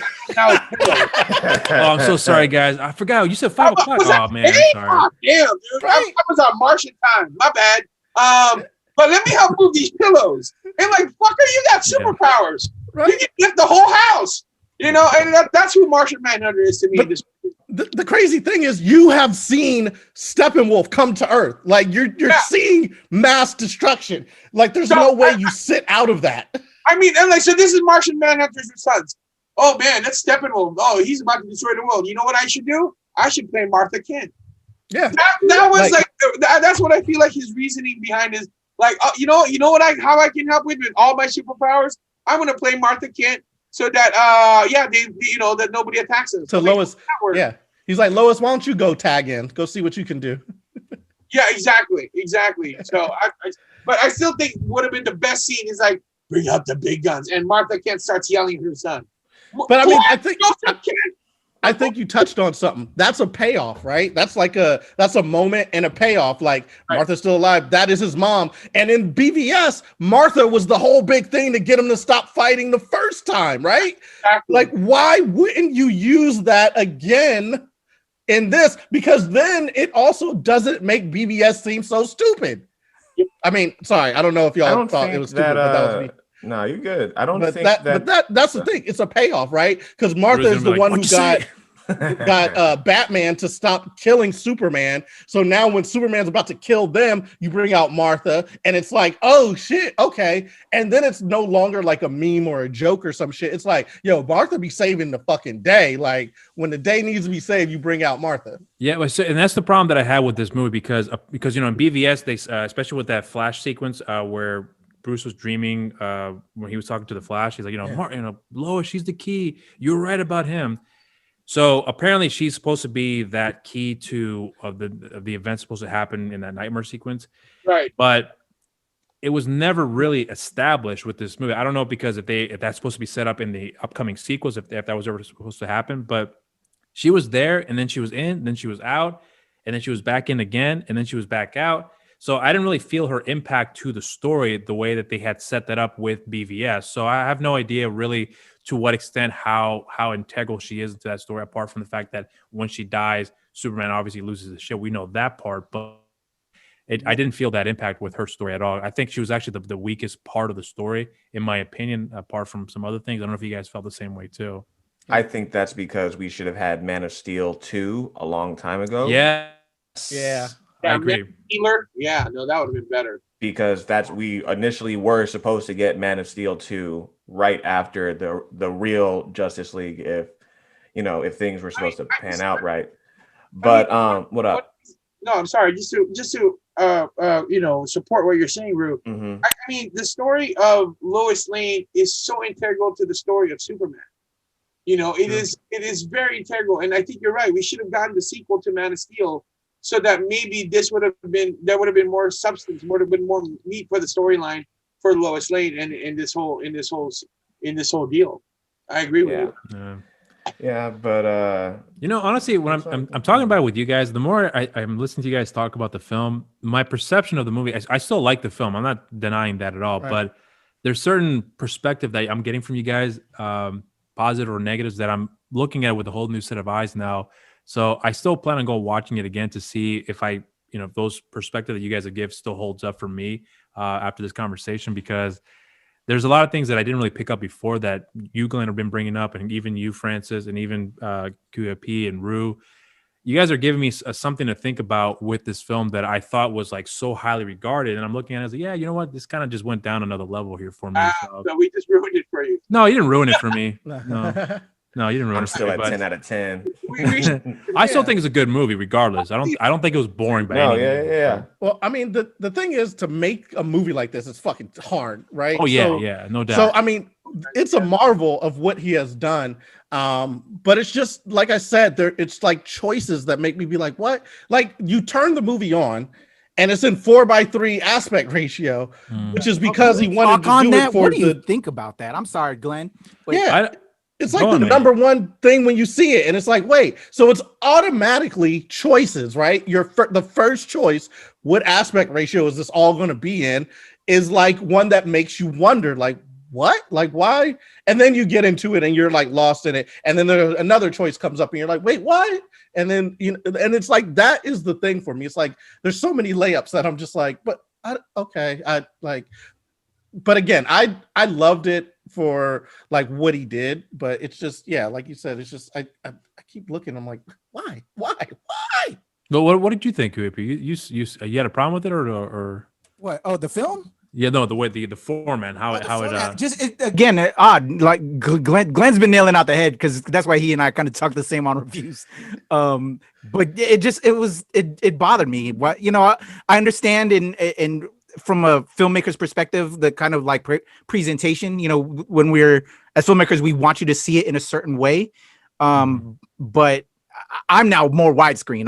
I need to fill up Yeah, that I'm entire seeing it. screen now. Yeah. Well, it was supposed to be for that's the kind of where I'm big- at now. It was supposed to be for like the Yeah. Smithsonian IMAX. IMAX And yeah. Atmos and Atmos, for the sound and all that. Yeah, I feel that. But that's not what we have at homes. And we're, that's just where we're at now. We don't have that kind of presentation at home. So people are going to it's odd now in today's, home viewing environment, Yeah, but at least do a different, Yeah, you wouldn't necessarily notice it in the theaters because the whole screen is dark. So even though it looks like it's not widescreen, or it's not widescreen, it looks like it's widescreen because you're looking at it on a big dark wall. Whereas you're at home and it's or whatever. But again, it's just odd. It's like little you things. said, it's an odd choice. It's just an odd choice, and that's my biggest thing is like why was that the choice? Like just these little moments or whatever. I don't mean to make you now like rethink about it, Rob. But I just no, it's not. I don't mean it in a negative light. I just that I like your guys' perspective because it gives me a new. It has me approach it differently because if I'm looking at the film from like, oh, I can't wait to see this movie and I love it, it was fantastic, and then I'm listening to somebody else because a lot of times I tend to be a little bit too excited for something, and then when I see it, it's amazing, and then I come back watch it, it wasn't as good as I thought it was because I was so riding off that high. So like conversations like this, getting from people who whether they are loving this particular franchise or not, it's nice to hear that perspective. So it doesn't take away anything from me. If in fact, I think it's supposed to help add more to it so I can look at it with a different perspective now, because that's part of the process. Why I think it's important we have these conversations, because if I look at it from my perspective, I can say it's great, and then someone says no, it's not. Well, fuck you then. You're I'm like, Yeah, you're not with me in Infinity War. Yeah, no, I get that. All right, yeah. So fellas, since we're about an hour and a half in, and I know there's still a little bit more we want to cover, because I got a dip in like another half hour, which is another reason why I want to bring it up. So can we get into? I know we've talked a lot of negatives. I'm sure there probably is still some negatives, but there is some positives. Again, Sure. I'm a Marvel stan, but there is some elements that I enjoyed in this film. So do we want to like lead with the negative and end with a positive? Do we want to get into that before we leave out of here? So whoever wants to, let's go round table, talk about some positives or negatives first, and then we'll end with the positives right before we leave out. Yeah, it's 4 hours long. That's always my thing. It's 4 hours long. But honestly, there was just so much elements of this movie that needed to be shared. Like that we didn't get from the first Justice League movie, the Josh Whedon cut. Yeah. I mean, I can understand why it had to be 4 hours long. And I think that we wouldn't have been able to get the 4 hours long movie if it wasn't straight to HBO Max, right? Yeah. So that I want to say that off the bat. I think just what Glenn was saying, it should have been a part 1, part 2, which Hollywood would rather do, because instead of making $1 billion, they want to make $2 billion, right? So I think that's where that piece is. But yeah, it's definitely you have to block off a day to watch this movie. Yeah. Like technically Avengers is a part 1, part 2. Like Infinity War and Endgame. Like if you watch those back to back, it would be a 6-hour movie or something, like a 5-hour movie. Yeah. Exactly. I agree. So well, I'll jump in. I like negatives. I just think some of the choices that they make, like I said before, like I keep saying, I think the choices that with the Wonder Woman with the bracers thing, and even the Superman fight scene with Lois Lane coming out instead of just choices, small choices. I think that's my negative takeaway from this, that I thought could have made it so much better had they made small tweaks. It's not even large tweaks. It's like you had it right there. Small tweaks, small choices. I don't really have a whole lot of negative things to say. I love the movie. Yeah, I just for me my biggest negative that I took with the movie was actually, believe it or not, Batman, because Batman in this movie for me was in BVS. I thought he was handled brilliantly in that movie. He was so dark. He was very aggressive. And here, I didn't really get that same version of the character. I understand the approach that they were going with, and that he's learning from the things he's done, and he wants to turn a whole new leaf. I get all that, fine, but I really I love that perspective of the character of him being so dark and so aggressive. I actually love that about him in BVS. Not so much in this movie. I still think that little tweak of comedy, him being awkward around Wonder Woman, I was like, that's not consistent with the character that I've read in the comic books and what I've seen in the animated series too, because they've kept faithful to that aspect of the character. They didn't do that very well. I still think Ben Affleck was good in the part. I'm not denying that, but that's the really sticking point for me when it comes to. Did he freeze? Got a Frozone. You froze on. Did I freeze or I thought y'all froze? No, Rob, can you repeat that? The one thing The about last sentence. the last sentence. Because like, you were just I can't. I don't know where did I cut off? No, you basically said it. You basically said this Batman wasn't the Batman you were used to, and I agree. This Batman really didn't.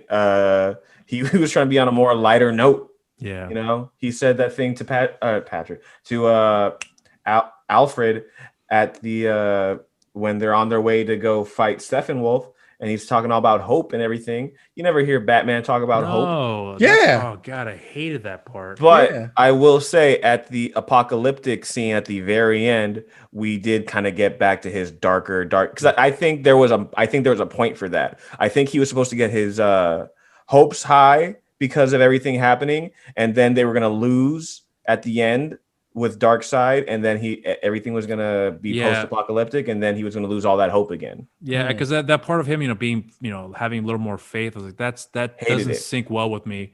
No, I say well, I meant to say, or when it comes to Batman, taking on this taking this whole new approach. Because even in the animated movies, when you see him have those moments, even then, like for example, like the Flashpoint Paradox story.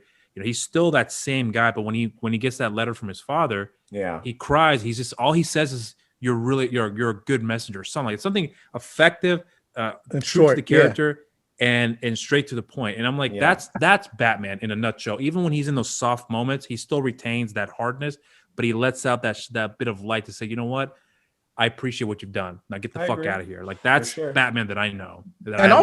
And also, Batman is never like, he is always he's always in control. Like he never is like, what am I going to do? He's like, I hate that part of him. I've already figured this shit out. Yeah. I can definitely agree with that. Batman is definitely not as he seemed like a bitch in this movie. I was like, what the fuck did he do with this guy? No, I hated that. I feel that 100%. Are we going on? Wait, Francis, did you give your negatives already? Yeah. 4 hours long. Oh, Kuyapi. Yeah, for me, as much playing around I am with the 4 hours, I think we all can agree, like, we want more content. You know what I'm saying? Of course. On it, but we want more content. We're stands for this shit, and they did break it up. That if you wanted to, watch part 1, part 2, you can know when to pause and come back to the shit. Yeah. So really, as much shit we're talking, we all want more shit. So I'm not going to clown on that. I'm not hating on that. For me, since even with Justice League, so we had the Joss Whedon cut up version, now we get Zack Snyder's true vision. To me, the screenplay is still whack. This is a better version than the Joss Whedon version, but to me, I was hoping to see his cleaner story, but it's still, I had still low expectations because we did see somewhat of that because Joss Whedon had to play around with it. So I knew we were still going to get similar story, but I was hoping he'd clean it up. He did clean it up. We did get a better version, but to me, it's still not that great of a screenplay. You need to build up characters. You need us to be more endearing to the characters. And I wasn't feeling that. So to me, at the end of the day, that is my biggest problem is that, I didn't feel for any of these characters really as much as I want to. I want to love these characters because I grew up on these characters. And also to me, one of the biggest letdown is like you build up Darkseid, but compare Darkseid to Thanos with what they did at Avengers. And I know we shouldn't compare the two companies and shit, but it's going to be inevitable. We're nerds. You can understand Thanos. Inevitable. You don't really understand Darkseid, although it's more Steppenwolf in this. All right, Mr. Smith. Get a better understanding with Steppenwolf to the purposes, but I don't know. It just, the screenplay was whack for me. And it's dark when it doesn't need to be dark. Way too many slow-mos.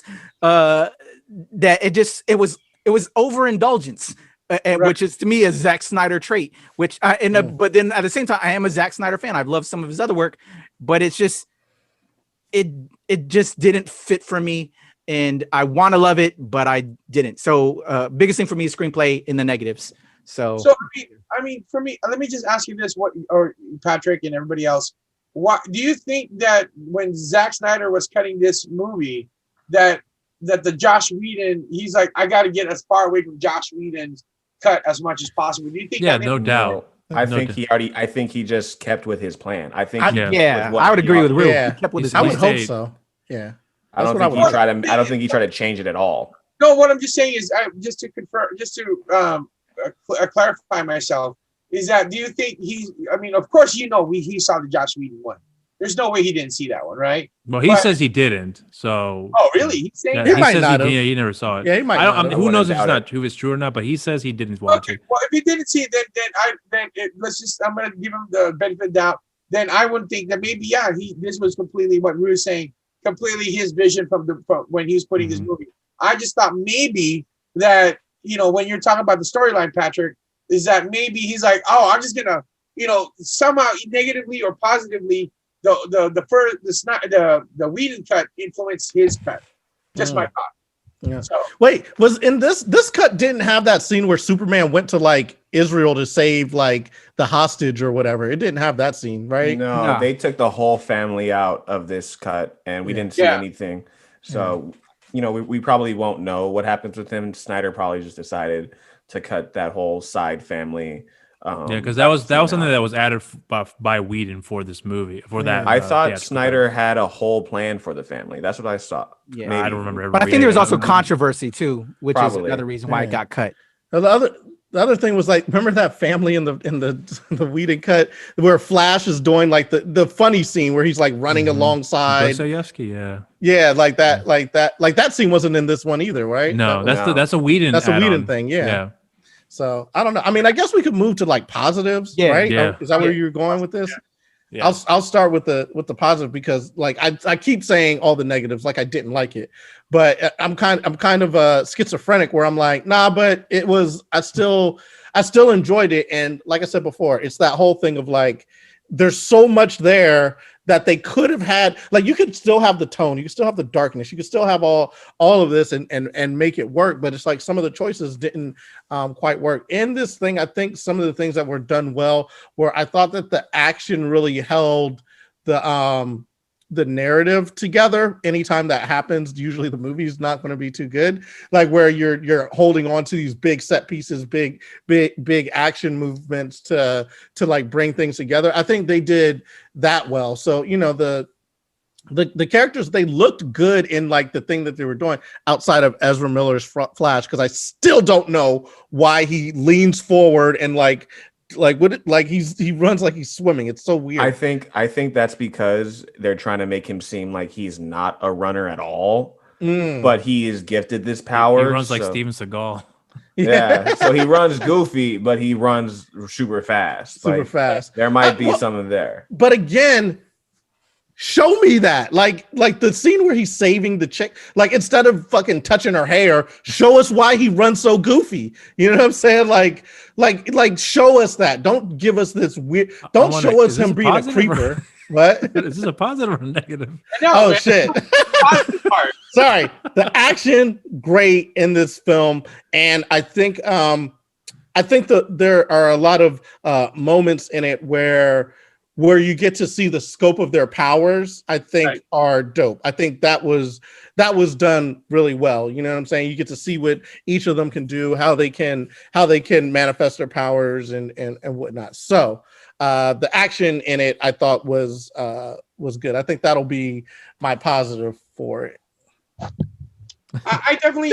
Thanks, Rob, for bringing me back. I know. You should work for Hallmark, dude. You're so positive in your comments. It's like wow, he should be a motivational speaker.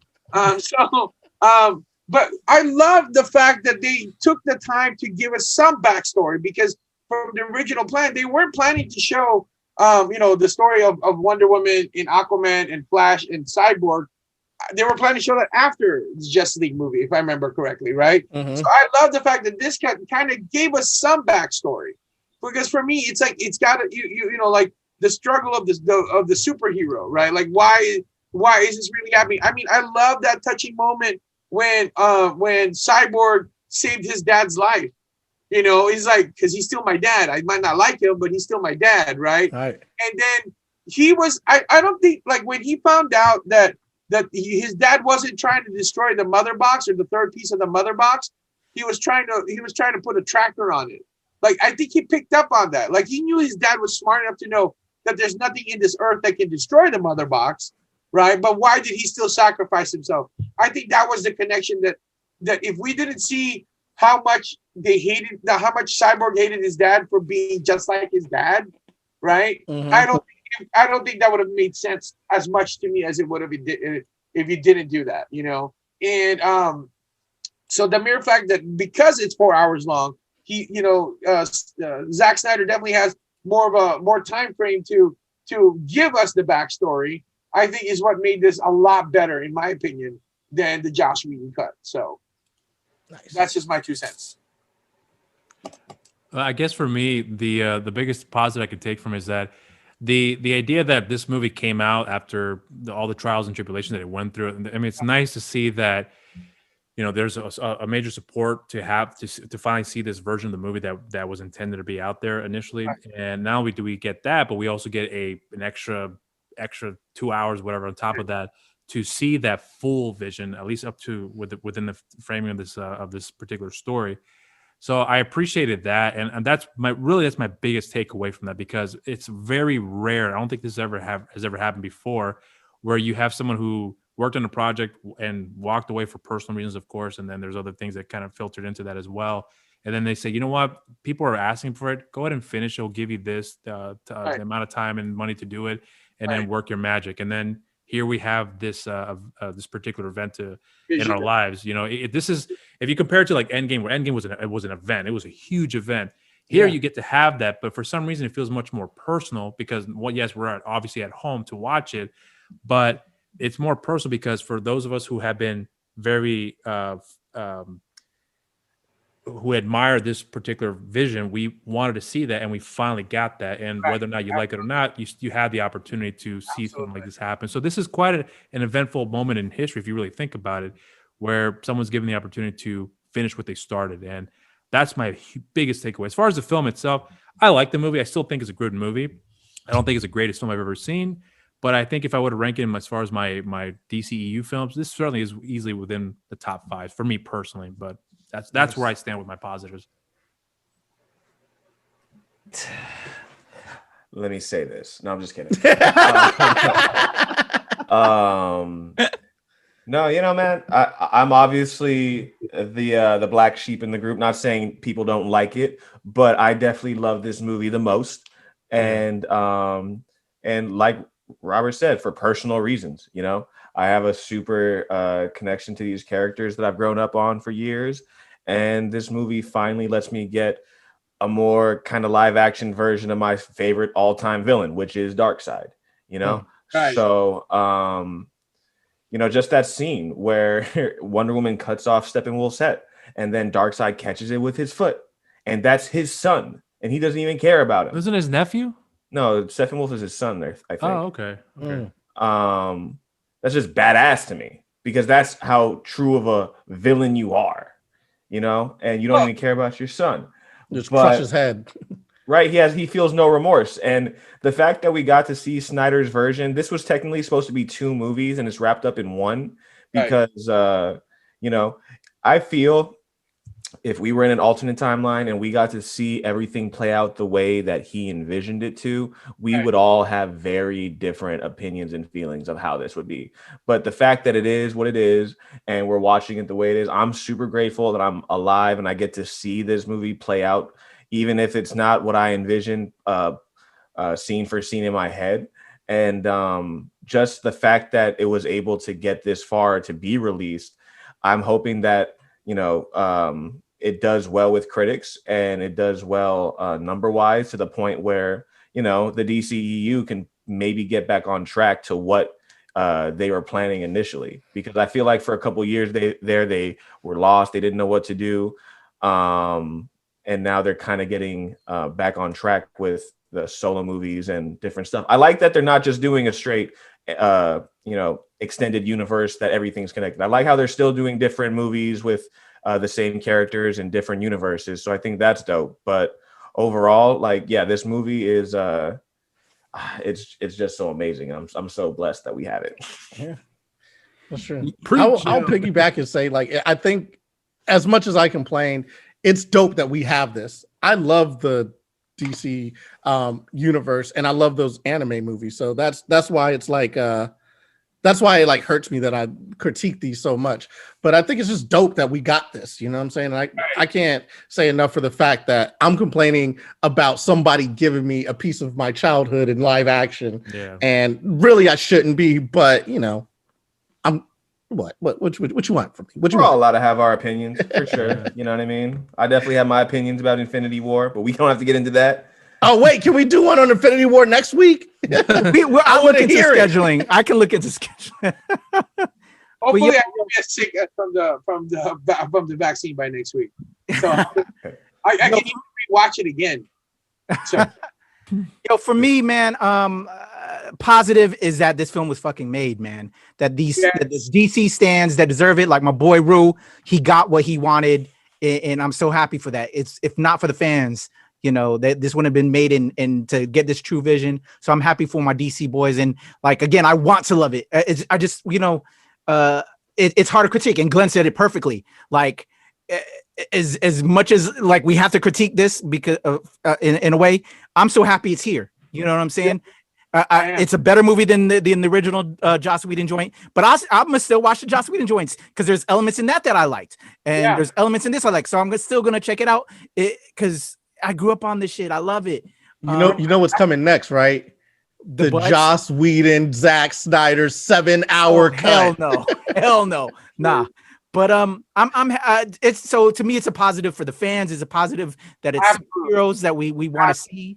They finally gave it, so they finally, you have DC finally listen to their fans. Yeah.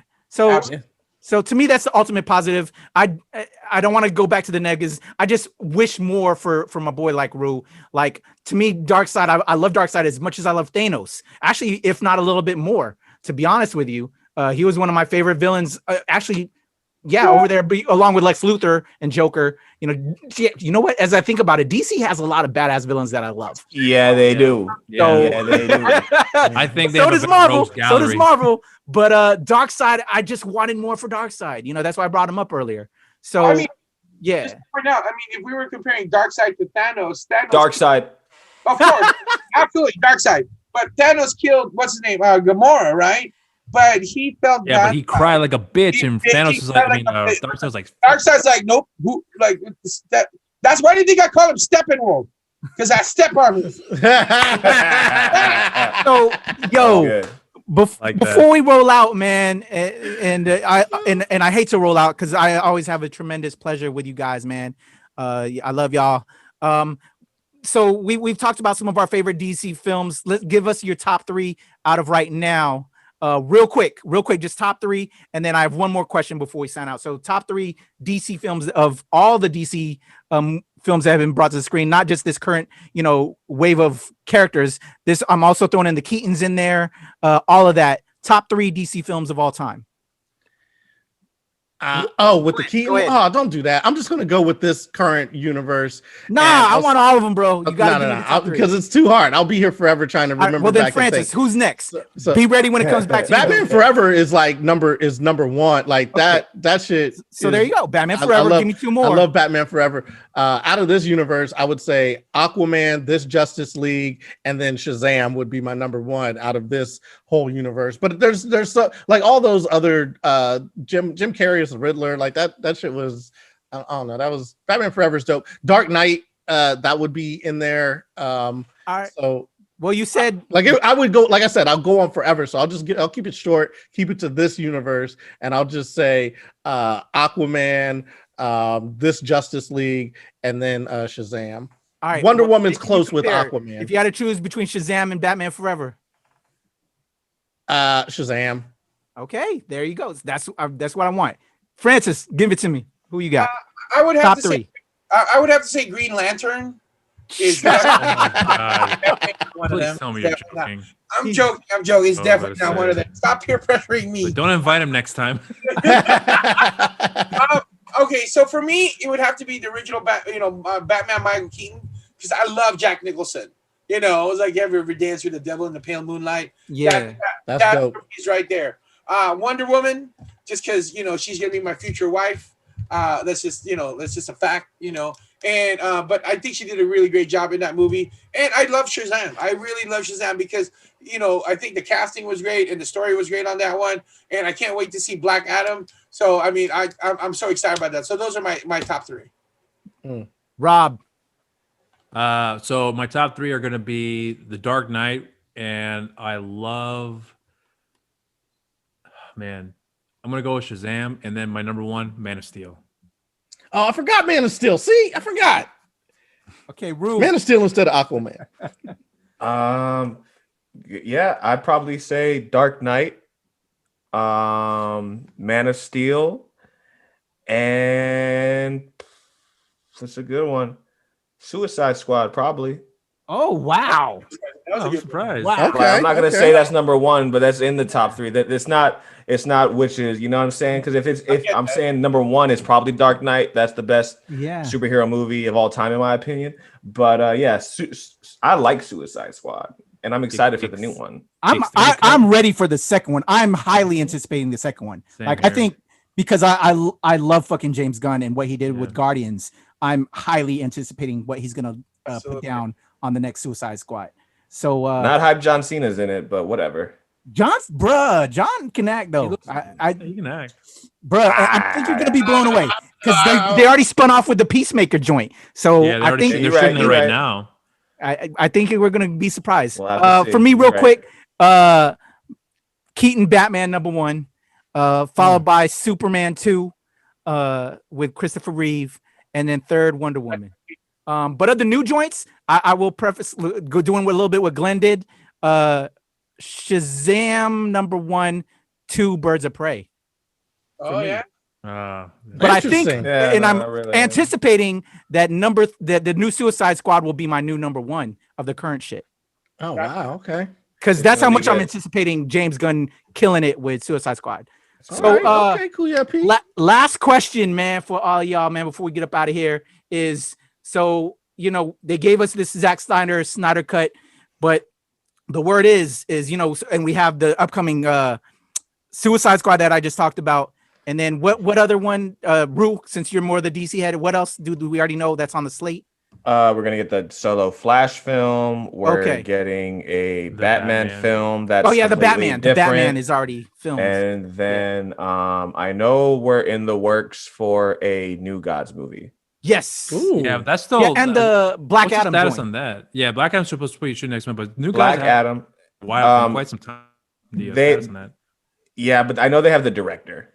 Yeah, And They were Zack doing Snyder was also talking about I forgot, but Victor Stone's father's I wouldn't say assistant. It was like his partner. Oh, in Adam. the- Ryan yeah, Jordan. yeah. Zack Yeah. Snyder was teasing that he wanted to like put that as an Adam movie for the future. Yeah. So, we got some stuff coming. It's brewing. So, but here's the thing, though. So, like that was all was said. The Batman is kind of an Elseworldish way that Yep. isn't going to be the new Justice League, as far as from what I've been seeing in reports. That Yeah. Yeah. essentially with this Zack Snyder cut, that we're now gonna get rebooted again. And if you've seen from some of the Warner material that was put out, it's happening with the comics, and they're not really worrying about continuity anymore as well over at DC. That there's just gonna be, they're just gonna make its own, like all these various solo interpretations. Continuity what do you helps guys the feel about story. In a way, The story. because they want to step away from that, because they've just received all this kind of fan directed stuff that they kind of just want to get away from that. They just want to tell their own stories without having to worry about that. How do you feel that is what's going to be the big difference now with Marvel and DC? Marvel stick to the guns because they have a great figurehead in Kevin Feige, that it's probably going to be another decade, honestly, from all reports, that we're going to see truly a Justice League come together again, individual films to do a new build-up. That because as you saw from the slate, there's the Batman that's going to be sort of an Elseworlds year one type story. Black Adam, they're looking into they're going to make that. They're going into the rest of their arena of characters within the Pantheon because of what they did and the bad taste in their mouths with what they've done with the big guns and their solo releases. So that's what I got to say. I'm gonna throw it to whoever wants to take off the top with this. Let's end with Rue, because I know Rue, you're the big DC head. I really want to lead off with yours. I was gonna say continuity helps. You know what I mean? Like continuity, it helps with your story. I don't think of it as something that is negative, that you're handcuffed. It actually helps. I had a great little quote that I literally just forgot. It was continuity makes success or some shit. I don't know, but I forgot. I don't have continuity in my statement, but this continuity, it just helps your story come together, and it's not handcuffs. It actually can help propel your story, and it informs choices that you make, so you make better choices. You know what I'm saying? I don't know. I think that's a weird way to go. It's just oh, you're playing basketball or something. You're like, well, it's too hard if I have to stay in bounds, so I'm going to take the boundaries out, and now I can dribble wherever I want. It's like, well, that's not like that. So now you're not playing basketball. You're kind of just making stories that are based on characters as opposed to a universe or whatever. Anyway, I don't know. That's what I think about that. I see where you're going with this, Glenn, but the way I look at it like this, because you're using the basketball analogy here, I'm going to use this here. So it's like a game being played in one court, and you have another game being played at another court. So it's all the same game, but it's just different people playing the games. So you can either watch one, or you can watch the other, or you can watch them both whenever you want, if you have the ability to do so, of course. So I personally don't have a problem with it as long as it's done well. So with the Joker film that came out not too long ago, that has nothing to do with any of the other properties out there, and didn't seem to affect it at all. In fact, the movie cost $55 million to make, from what I understand, made over $1 billion. I don't think they have any concerns with that whatsoever. They say if we can make a good movie, people will watch it, and that's what happened here. And we got an Oscar for the composer and Joaquin Phoenix out of it. Right. So when you're doing the new Batman film, as they're doing the new Batman movie, they're doing their own thing, which I think is smart. Just follow your own story, keep with that, and let us worry about everything else here. Because if the audience is smart enough to catch on and say, you know what, you don't have to worry about watching this movie because this is his own thing, and enjoy for what it is. Hopefully, it will make money. Right. I think people are going to come and watch it, because Batman in itself is a brand. So people will come to watch Batman films no matter what. So you don't have to concern yourself with that. So as far as the approach they're going to go with, I have no problem with it. As long as it's done well and it's not going to be too convoluted, I think you should be fine. I think that, in my opinion, I think that's what DC stands for: discontinuity. They're just disconnected. I think I'm more page with Rob, where if they want to do their own thing, let them do their own thing. I mean, I do agree also with you, Glenn, that the being interconnected makes a really great story. But it's kind of like seeing the whole painting from afar. Instead of seeing the painting this close, but taking 100 steps back, you can see the whole picture. I like that idea as well. But sometimes, it's like you can only paint this in a box, in a sense, right? So I think this one, it just gives them a lot more creative freedom, especially DC is really saying, we don't want to copy Marvel's, model, right? If that's what if they're really pushing for that, then I think that, being disconnected, I think is something way to go, as long as what Rob said, it is done well. If it's done crappy, then no, I'm definitely not game for that. So,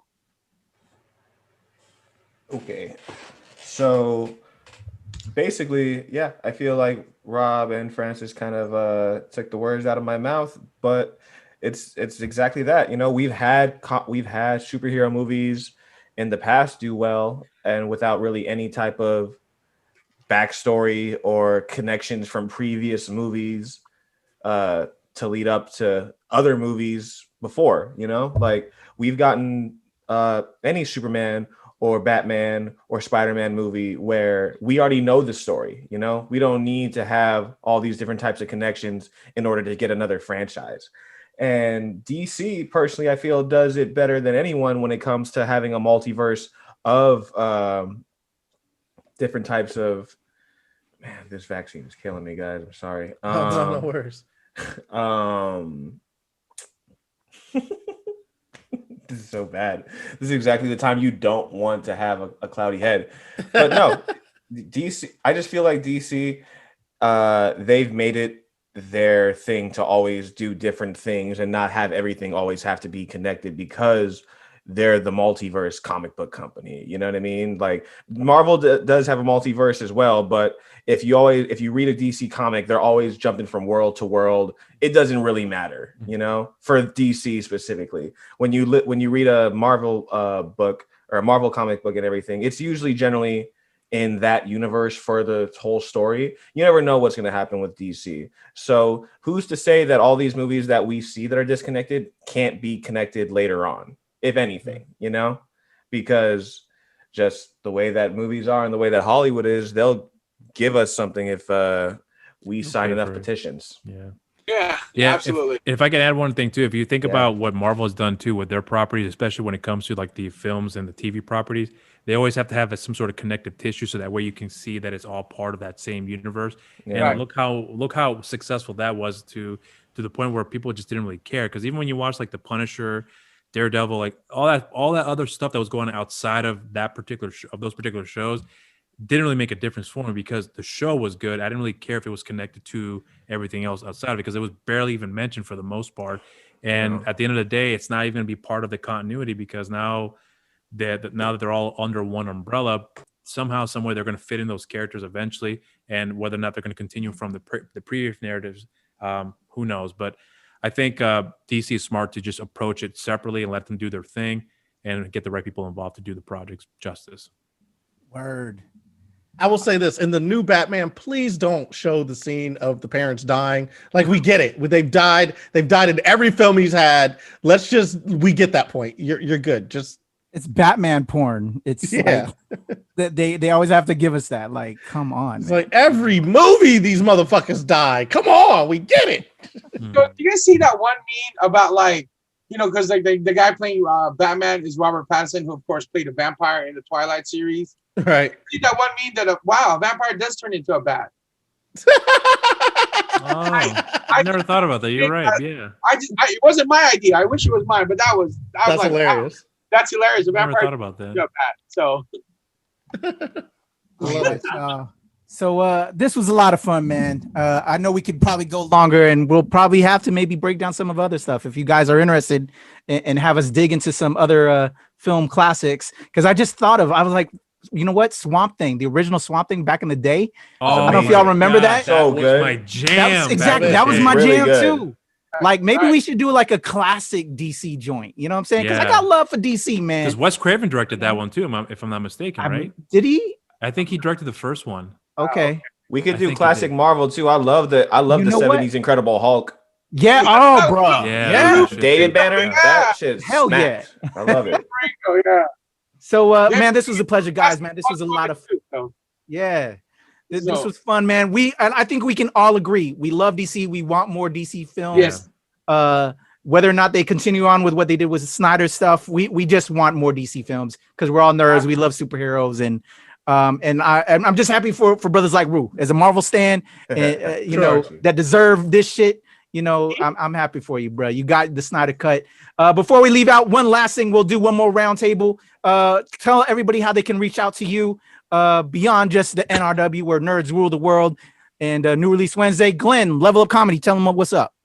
Hey, you can find me, Level Up Comedy, levelupcomedy.com. I've got a special on YouTube. It's called I Gotta Say Something, Level Up Comedy DC, to go check that out. Also, my Fantasy Wife podcast that comes out on Wednesdays, I believe, as well as the Black Irish podcast, which also comes out on Wednesdays. You can always find me talking with my fellow nerds, because nerds do, in fact, rule the world.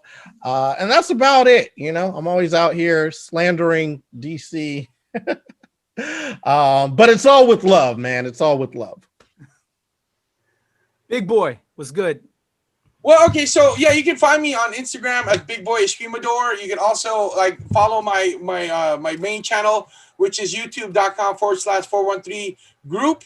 We have we're releasing a bunch of videos, pertaining to the weapon-based martial arts, as well as my martial arts school, Filipino Martial Arts School, FMA School, YouTube at FMA School. And of course, you can find me on my website at fmaschool.com. Word. Robert Medina, the movie guy. What's good, man? You guys can follow me on my Twitter at Rob_Medina0585, on Instagram, Rob_Medina0585, and on Facebook, simply just Rob the Movie Guy. Yes, sir. And Rue, DC in the house, man. Y'all can find me on Instagram and Twitter at Rukage, ROOHKAGE. I got a podcast with my man Kuya P right here and our girl Tranquil Ashes, or Something or Nothing, that comes out every other week. I also have the Open Mic podcast with me and my boy Mike. That comes out once a month. You can all keep up with me on that on my Instagram. Awesome. Yes, y'all follow all of my peoples here. Level Up Comedy, FMA School, Rob the Movie Guy, Open Mic Podcasts. And yes, just like my man Rue said, he and I also do the Something or Nothing, which I just dropped episode 1. Check that out. Latest episode. We get into a little bit pop culture, but we also talking about what's currently going on. And we had Big Boy and Robert stop through for episode 1, where we talked a little bit about Stop Asian Hate, because there's a lot of bad shit going on right now. Anyway, love y'all. I am Kuya P. You can follow me at Strange Since 1977 and at Temple Far East. Here, obviously, at the NRW at New Release Wednesday, where you'll hear me and Glenn talking about Falcon and Winter Soldier. And I think actually we had some of y'all hop on that one here as well. So check out our Falcon and Winter Soldier reviews. Rob the Movie Guy always dropping some great reviews and classic films, as well as Big Boy, who's now doing it as well. And Rue and me with Something or Nothing. And we're getting Rue involved in other stuff and reviews, just like we did here with Justice League. So you're going to see all of us at the NRW, and where we talk about pop culture from a different perspective at the Nerds of Color. Shout out to At the Nerds of Color, as well as my show over there, Show Pal Show, where we talk about Filipinx representation in all various fields of industries. It's your boys, the NRW, Rob, Glenn, Rue, Francis, Kuya P. We're out of here. Till next time, give us more DC movies, because we want some more. Deuces. All right, more DC. Peace. Out of here.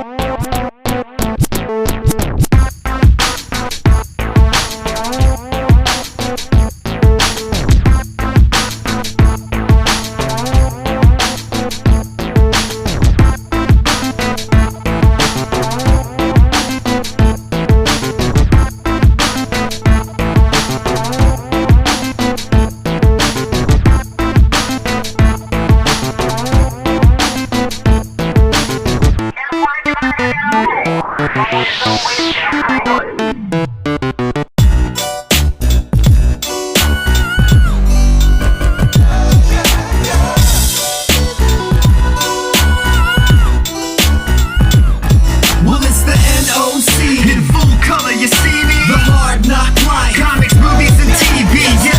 Pop culture with a different perspective. Watch it on your screen, hit play.